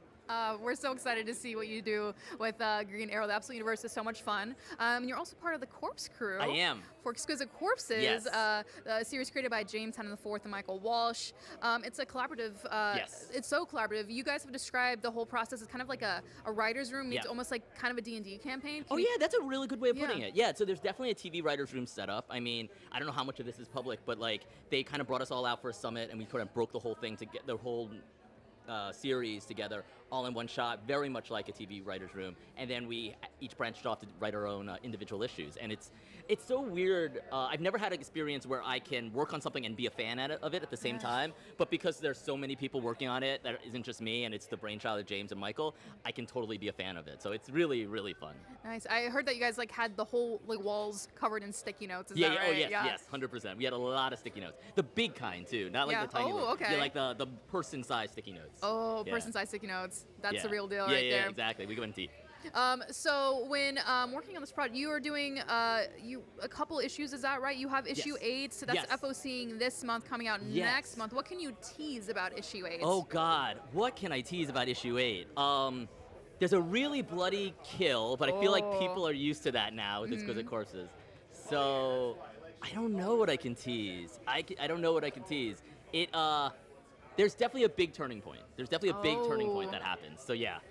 That's as much as I can say. The rest of them will kill me. It's weird when you're working on stuff alongside all your friends because it's not just like, oh, the company will kill me. It's like, oh no, your friends will actually kill Oh my you. gosh, So, that's yeah. so funny. Yeah. Let's rewind a little bit. For those watching who are not familiar with Exquisite Corpses, what is the series about? Oh yeah, so Exquisite Corpses, the idea of Exquisite Corpses is the world is run by 13 families, and every 5 years they each have a contest to see which family gets to control America for the next 5 years. And the contest goes is that each of them picks a serial killer, they set that serial killer loose in a small town, and whoever serial killer is the last man standing, their family wins control of America. And so the series is done from the perspective of the people trapped in this family, the people trapped in this town that can't get out as this sort of serial killer battle royale is happening. Do you have a favorite character, or a character that you're hoping to win? I To survive? do, but I worry if I say it, it'll be a spoiler. Okay, no, So, that's yeah, fair. yeah. Absolutely valid. You were like a horror icon with like Infidel. What can you tell us about that series, the acclaimed horror series? Oh, Infidel was my first book. It was Ever? Yeah, it was my first. It was my. I did one comic that I don't really talk about. Okay, but it was my first like comic series. Cool. Infidel. And it was, it is about a Pakistani American Muslim woman and her multiracial neighbors. who are living in an apartment building that's haunted by ghosts that feed off of xenophobia and racism. And it's kind of the book that started my career. It made a bunch of best of the year lists. It made NPR's 100 Scariest Stories of All Time. And I've been really grateful for it. I mean, it came out in 2018, and there's still a really healthy audience that comes and buys a book. So I'm really grateful. This kind of leads into the next question, like, what is your comic book origin story? How'd you get started? And also, what drew you to the medium of comics? I mean, I've always loved comics. So from a really young age, I loved comics. I think it was because it was cheap and it was something I could read over and over again. I didn't need access to my television to look at it, because when I was a kid, I didn't have a TV in my room. So they were things I could keep in my room and just go read over and over and over again. And they were cheap. And then my comics origin story was actually, I started off as an editor for Vertigo Comics. That's right, yeah. So yes, I worked on books like Sweet Tooth and Day Tripper and The Losers and We Three. And I was an editor for a while. Then I got recruited to be part of a think tank to turn comics into other media. That led me to LA, where I started DC's TV division, with leading off with the Arrowverse suite of shows and Gotham on Fox and all that stuff, and iZombie on CW. And then the exec life was getting me farther and farther away from the creative stuff, and so I decided to start writing, and I've been writing TV and comics simultaneously ever since. Doing both mediums, what are some of the similarities and differences when telling stories through them? Well, the thing I always say about comics and TV and movies is what I learned when I was at Warner Brothers. And the thing about all of them is they're stories, so there's tempted to think, if you look at them as cars, it's tempted to think like, oh, they all do the same thing. But if you pop the hood, they all run on different things. So comics runs on conceptual thinking. It's a lot of ideas. Yeah. And you can get like maybe not a great comic, but a decent comic just by stringing big ideas along. Similarly, television runs on emotion, sort of emotional beats. And sometimes you can see that as character, but I can think of a lot of like soap operas specifically, where it's a lot of emotional beats without any kind of character through line. So, but you can get an episode of television just by stringing along emotional beats. And features, at least Warner Brother theatrical features, they're run on spectacle. And so there's just big sort of spectacle and all that. And so once you understand, like, that's the fuel that each of these different stories runs on, then it's about like, okay, how can I, turn the dials to have some more emotion in here, some more spectacle in there, and all that kind of stuff. Yeah, so you have brain fog for a second there. That's I'm so okay. sorry. So when it comes to horror, it's definitely a different, method to, like, porn star, I don't know what's wrong with me right now. Okay. I'm so sorry. That's all right. But when bringing horror to life in comics and then, like, movies, what do you think are some of the differences, especially when you don't have, like, the audio element? Well, I mean, the audio element is a big thing, but I think also too, in comics, the reader controls time. Right, yeah. The pacing. In film and TV, sort of the storyteller controls time. So you have to, so the trick in comics is to use space in such a way that you are controlling where the reader's eye is, and sometimes that's as simple as where the page turns are, but sometimes that's a little trickier, and you borrow from some of the tricks of graphic design of how do I hide a scare in a page so that they don't notice at first glance, right, but like as they're reading it, that's where they come around, and that's always fun to kind of work out with the artist of your book. Nice. And when writing for established IPs, like, DC Universe, Absolute Universe, versus creator-owned series, what do you like about the different aspects of them? I mean, I think the challenge for a creator-owned book is you're trying to get people excited about a new idea. Yeah. And so new ideas are always tough to sell. Okay. And so, but the flip side is if you're working for something established and you're doing work for hire, those are ideas that are not new. They come with their own fan base. So it is a trick, and we'll see how good at it I am, where you're kind of giving them what they want without them knowing that they want it. Okay. And it's a thinner thing, target you're trying to hit. Yeah. And part of the fun is how well you can hit that target. Nice. And for those who want to get into comics watching, do you have any advice? Yes. Actually, if you're thinking about writing comics, the best guy I know who figured out how to break into comics is a writer by the name of Julio Anta. He writes a book called Home. He did a Blue Beetle graphic novel for DC. Me and him have an interview on the internet with Skylight Books where he talks about how he broke in, and it's the smartest way I've ever seen anybody break into comics, and it proves that Julio is very, very talented, but it's a way that everybody has access to. So if you're looking to break into comics, Julio Anta, he did a book called Home. look for an interview he did with me at Skylight Books. Amazing. Are there any resources people should get their hands on? I mean, I always recommend Understanding Comics by Scott McCloud. That's sort of Okay, that's sort of the go-to. Go-to, yeah. More than anything else. If you're thinking about pitching Marvel and DC, which you shouldn't do until you're further along in your career. You should preferably start with your own stuff. But I found Brian Michael Bendis' book On Writing Comics, I think it's called. Oh, yeah. Really great if you're thinking about pitching to Marvel and DC. Amazing. So, What do you have in your hands right here? So Tom Pinchuk, I bumped into him along the way, and he has like 2 comics that he kind of just gave me. Ooh. So I'm very curious to read them. Amazing. Yeah. What are some of your favorite comics that like kind of helped shape your voice as a writer? God. I mean, Grant Morrison's The Invisible. Grant Morrison just in general. Okay, yeah, huge yeah. influence. The Invisibles I must have read like 5 or 6 times the entire series. Nice. Garth Ennis was also a huge influence. Preacher, Hitman, but also specifically he did this like one-shot called Heartland that I've read like a dozen times at this wow. point. Yeah. It's a really great. It was probably the first time I read a Marvel DC comic that was just a family drama. Yeah. And it was so cool, and it had like a real influence on like all the stuff that I would work on since then. Oh man, that's amazing. So yeah. And do you have any movies that you watched growing up that kind of led you to getting into the writing aspect of TV? I mean, I don't know growing up, but I know a big influence of mine is Aaron Sorkin's The West Wing, Okay. as well as David Simon's The Wire. Those are 2. I mean, that's much later in life, but there was around that time, Battlestar Galactica, Ron Miller's Battlestar Galactica was another one where they were kind of blending like politics with like genre, or The West Wing isn't really a genre show, but just the way they integrated politics into storytelling was really influential to me, both as an editor, as I was edit books, but then as a writer, as I try to figure out how to tell genre stories that are hopefully entertaining, but talk about other things than just the story at hand. What are your favorite genres to write in? Oh God, I mean, I've been doing a lot in horror, and lately it's been a lot easier and a lot of fun to write in horror. So I've been doing that a lot. But I mean, all of them have their like own fun, you know? Yeah. I think honestly, like the genres I want to work on are the genres I haven't had a chance to work on yet. Yeah? You know, so like I would love to do a slice of life thing. Oh, yeah, cute. Yeah, I would love to do a romance comic.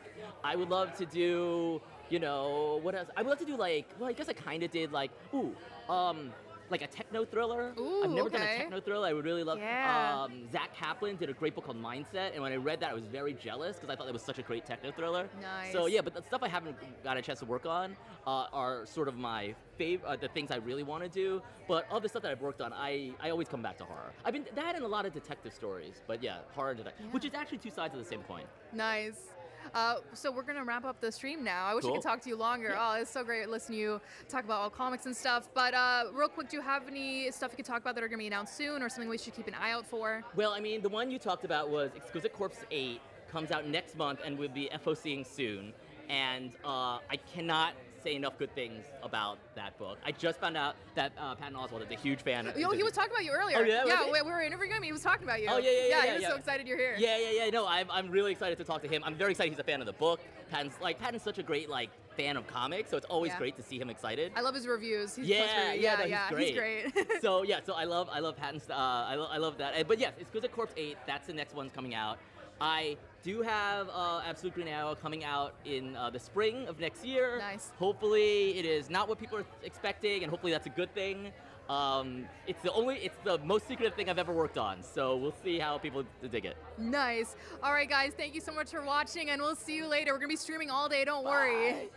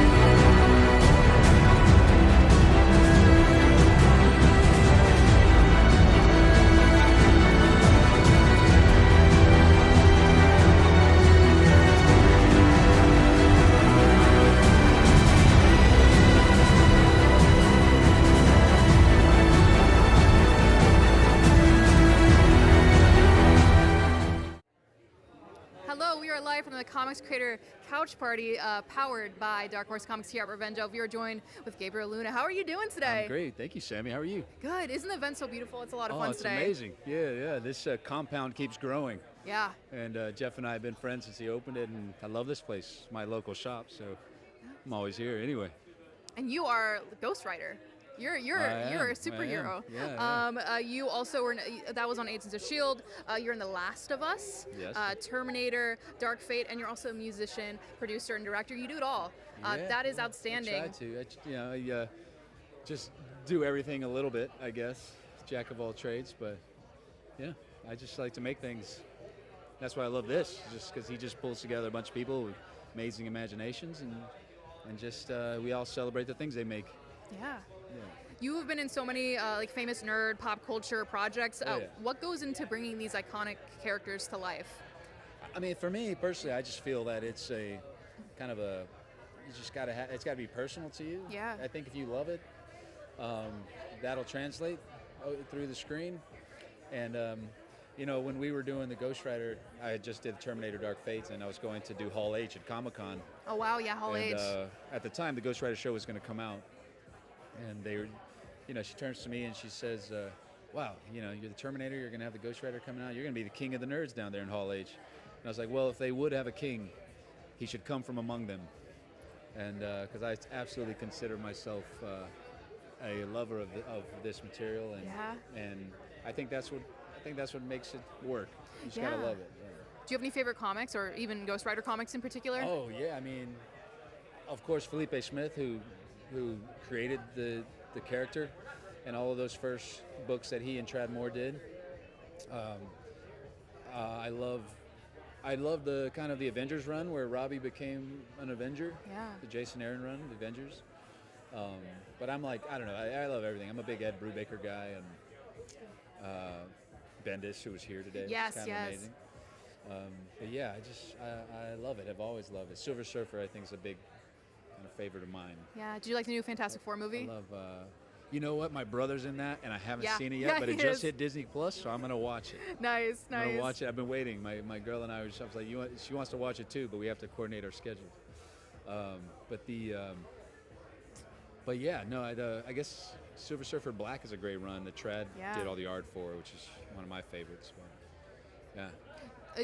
So you read comics? Do you play video games? What other aspects of nerd culture do you Yeah. participate in? Yeah, I mean everything. I mean I grew up in the '80s and '90s, so it's video games are a big part of my life, and doing The Last of Us, Yeah. video games pay my bills, so I have to have love for it. But yeah, right now I'm like really into Death Stranding. Cool. I got to meet Kojima-san at South by Southwest. My buddy Norman of course, plays Sam Bridges in the thing. He's got a bunch of people I love that are all, actors and mocap actors in the thing. You got Guillermo del Toro and Margaret Qualley and Lea Seydoux, and it's just I love the way that our industries are bleeding together. Yeah.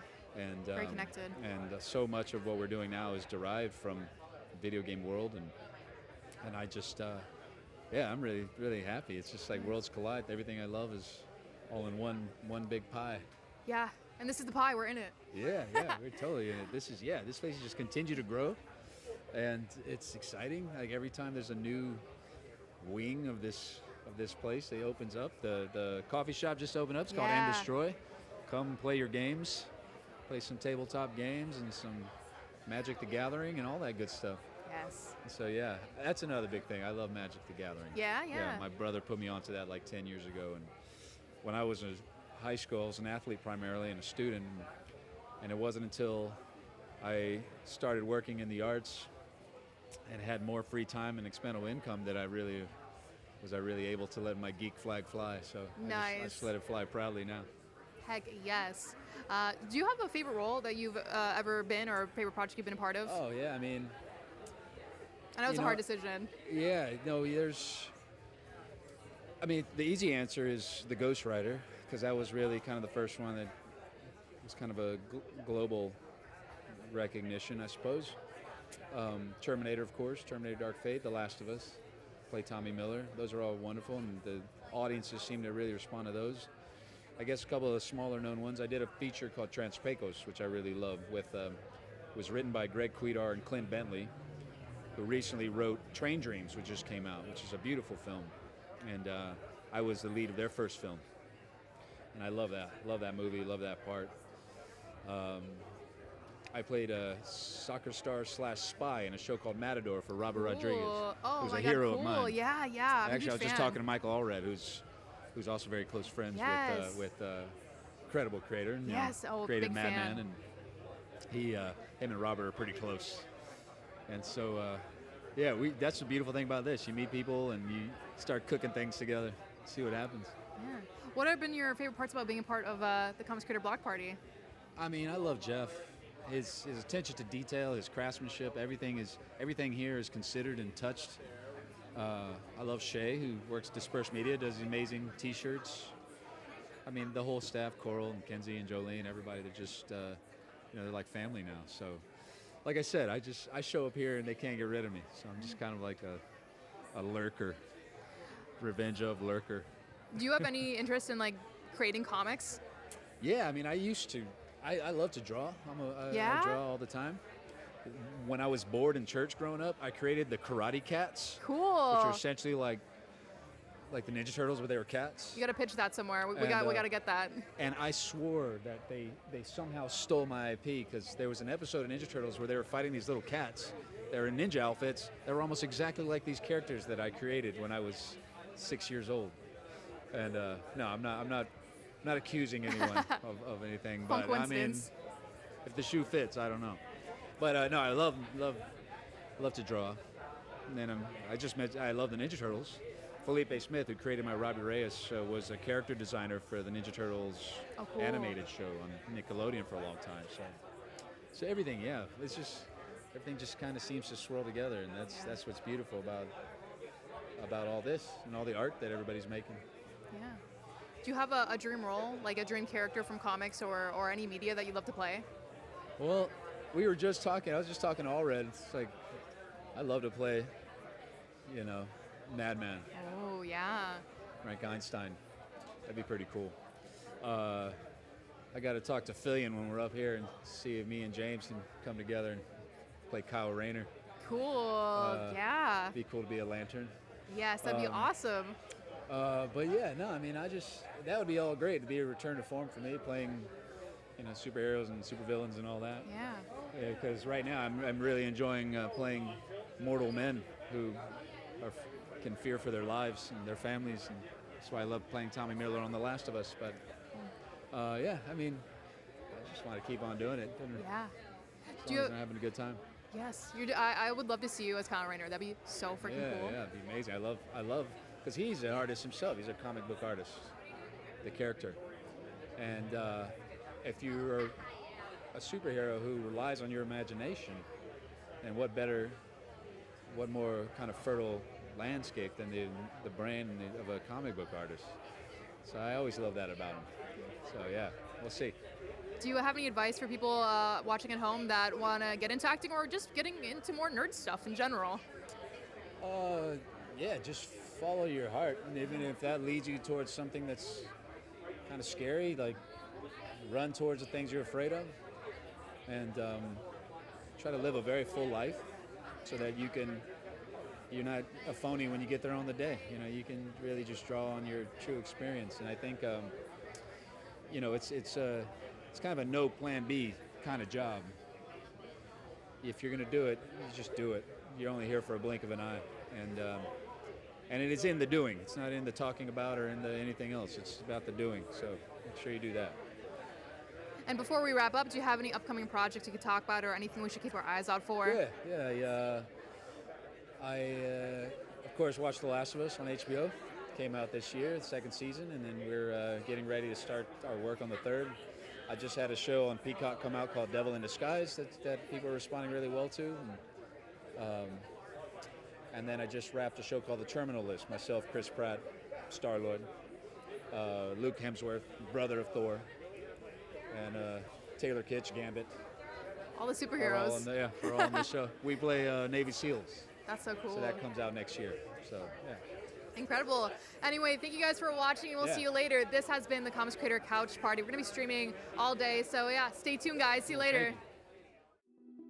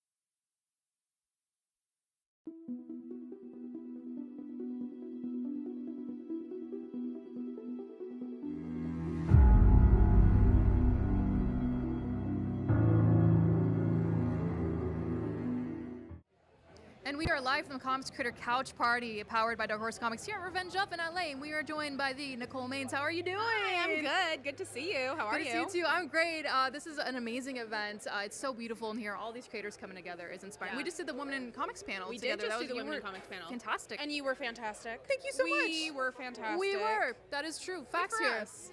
You may know Nicole Maines from the CW Supergirl TV show. You're the first live-action transgender superhero. Yeah. Which is incredible. And then you write for the comics now. Yes. You write Dreamer. You Yes. did. You just wrapped Secret Six. Bad Dream. I love that YA graphic Thank you novel. very That's a good much. one. Thank you. That was stressful to write. I'd never done it before. Oh, that was your first That was one, like yeah. the first one to do. Yeah. How did you go from playing Dreamer and then writing comics? Did you like pitch them this idea? Pretty much, yeah. Oh. Well, to demonstrate how much I knew about comic books, I went in, and for anyone who doesn't know, Dreamer was a character created for the Supergirl show. She didn't have a comic book history, and I pitched an ongoing series for her. yeah. Because that's an easy pitch, right? An Yeah. easy grab. Still don't have that, by the way. But they were like, cool, that's a tall ask, but we have this YA series, and we're Cool. looking for stories about sisters. And I said, Yeah. wait, well, hey, Dreamer has one of those. She sucks. I'll write that story. And so that's how that got started. And I had gone in honestly with the idea of like, hey, here's my like pitch for a story that should happen. Yeah.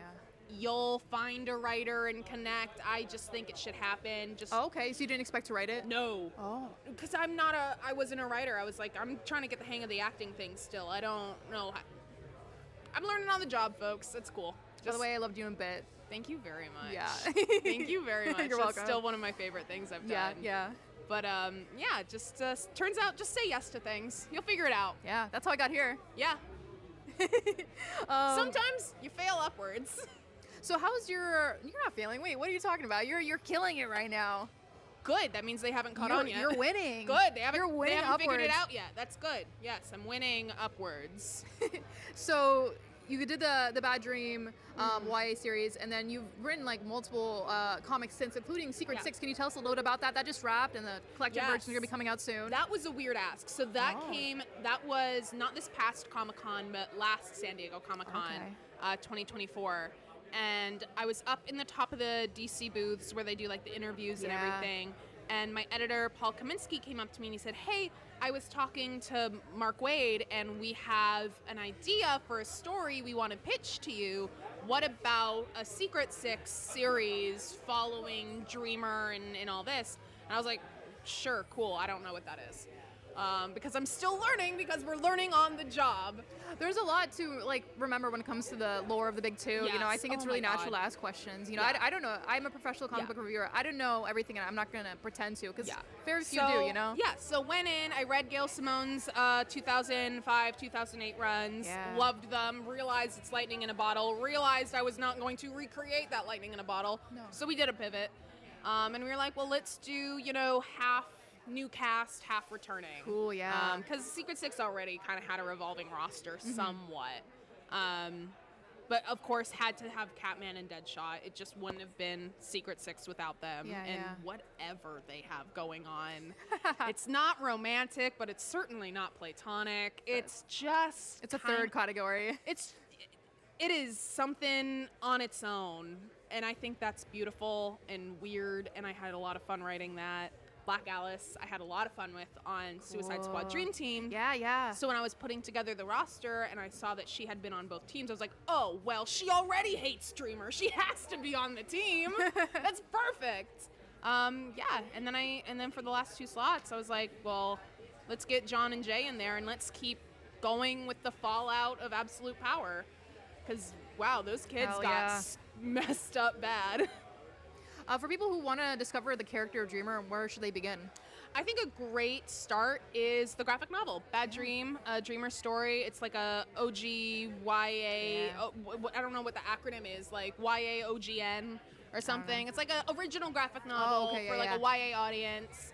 That's kind of her new comic book origin story. It details Cool. her realizing that she got these future-seeing dream powers that are supposed to be going to her older sister. Now she's gotten them. That has sent her into an existential panic. And so she runs away to Metropolis. And then I had to put in superheroes and superhero destiny and murder because I just can't leave things nice. That's what makes it so fun. That's what makes it such a fun story. If you could have Dreamer crossover with any character in fiction, who would you want to Any crossover with? character in fiction At ever? all. Yeah, open concept. You could choose whoever you want. Oh man, now the horizon of infinity is threatening to crush me. My personal favorite is Bayonetta. Okay, that would be yeah. a weird. I don't know. I don't know how it works. I I'd don't like to know see what it. that would look like. Or maybe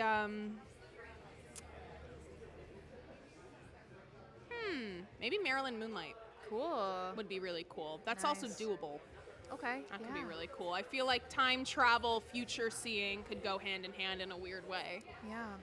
What's next for Dreamer? Is there anything you could talk about? Yes. So we have the new issue of Justice League Unlimited is going to drop in the fall. And that's Nice. going to feature Dreamer with her good friend Galaxy, written by Yes. Jadzia Axelrod and Yes, myself. I love Galaxy. And they're teaming up with Star Sapphire and Adam Strange and Cute. Green Arrow. And they're going to space and they're going to Naltor that has been turned into evil, wicked police state that they have Oh. to liberate.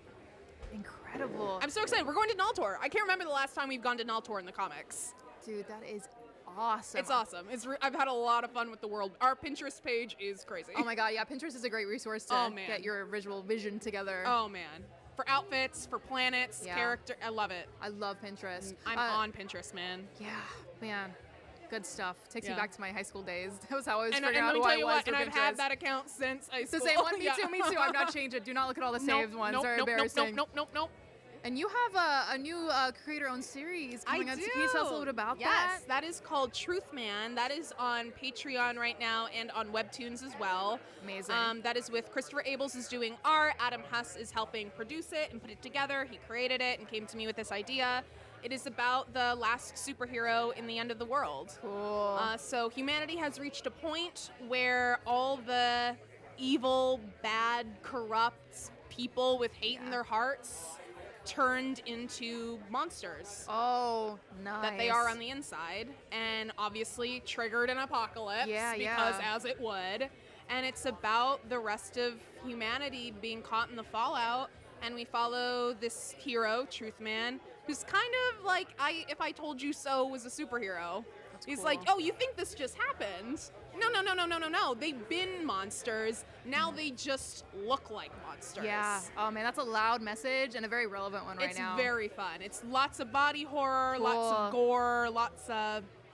It's just gay Yeah. old horror time. I love gay horror. Me too. Like Bit. Like Bit, watch Bit. Please, This is actually for just me. a big like advertisement for Bit. Completely. As it always is with us. I mean, I'm the target audience. I love vampire. Like you just I'm can't like, go wrong. well, that's when I got the script. I was like, gay women who stalk Los Angeles and eat men. Yeah.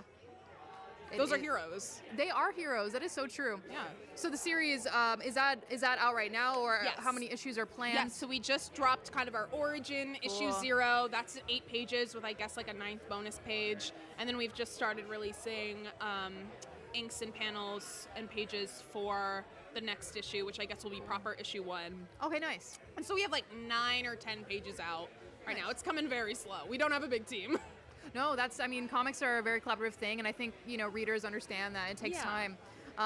But when you've been in so many incredible projects like Bit, and, the CW Supergirl show, and Yellow Jackets. Yeah. What is it like, since taking on both of these roles as a writer for comics and an actor, how do they influence each other? I think it all kind of comes from it's sort of what I was saying on the panel. I think it all kind of comes from the same part of my brain. Yeah. Empathy, working with characters and figuring out what's making them tick, where they're coming from, what they want, how they feel about certain things. So I think that kind of lends itself to each other. As I'm acting, I'm kind of flexing the same muscles as when I'm writing and vice versa. The only real difference is as a writer, I just have more power and control than I do Yeah. as an actor. So I feel like from an outside perspective of like a reader, I feel like it's like you got to be the director and totally like the producer, and then the artist is like the cinematographer. So I feel like it overlaps a lot. Yeah. So maybe I should try my hand at directing. Yes, we would love to see it. Maybe no. Bit two. I don't. But also, I don't want more things on my plate right now. So maybe not. Maybe I spoke too soon. Understood. No, we'll work our way up there. So speaking of things going on, do you have any upcoming announcements or things we should keep an eye out for? Yeah, well, we've got, I think the next thing coming up down the plate for me, I just wrote a really exciting story that I don't know if I can say who the characters are that I wrote. Cool. But it's for the new Supergirl Next Door Valentine's Day anthology for DC. I wrote a 10-page story for that I'm really excited about. Exciting. Sweeney Boo is doing the art. It's amazing. Cool. I don't know if I could, I'm not sure if I was supposed to say that, but I'm really excited about it. We didn't say anything. We didn't, what? Oh, who me? How'd I get here? I don't know where I am right now. That's gonna be beautiful. I love Sweeney's art. Yeah. And then we've got the Justice League Unlimited coming out in the spring, and then we just got greenlit for a new thing that I definitely can't announce yet. Ooh. But that I am so excited for. Incredible. Yeah. Thank you guys for watching. Follow Nicole Maines on socials to stay up to date. And yeah, this has been the Comics Creator Couch Party. We're going to be streaming all day, and we'll see you soon. Yeah. There's no couch, by the way. No. Well, the people at home they're on the couch. Oh, yeah. Well, the couch is actually.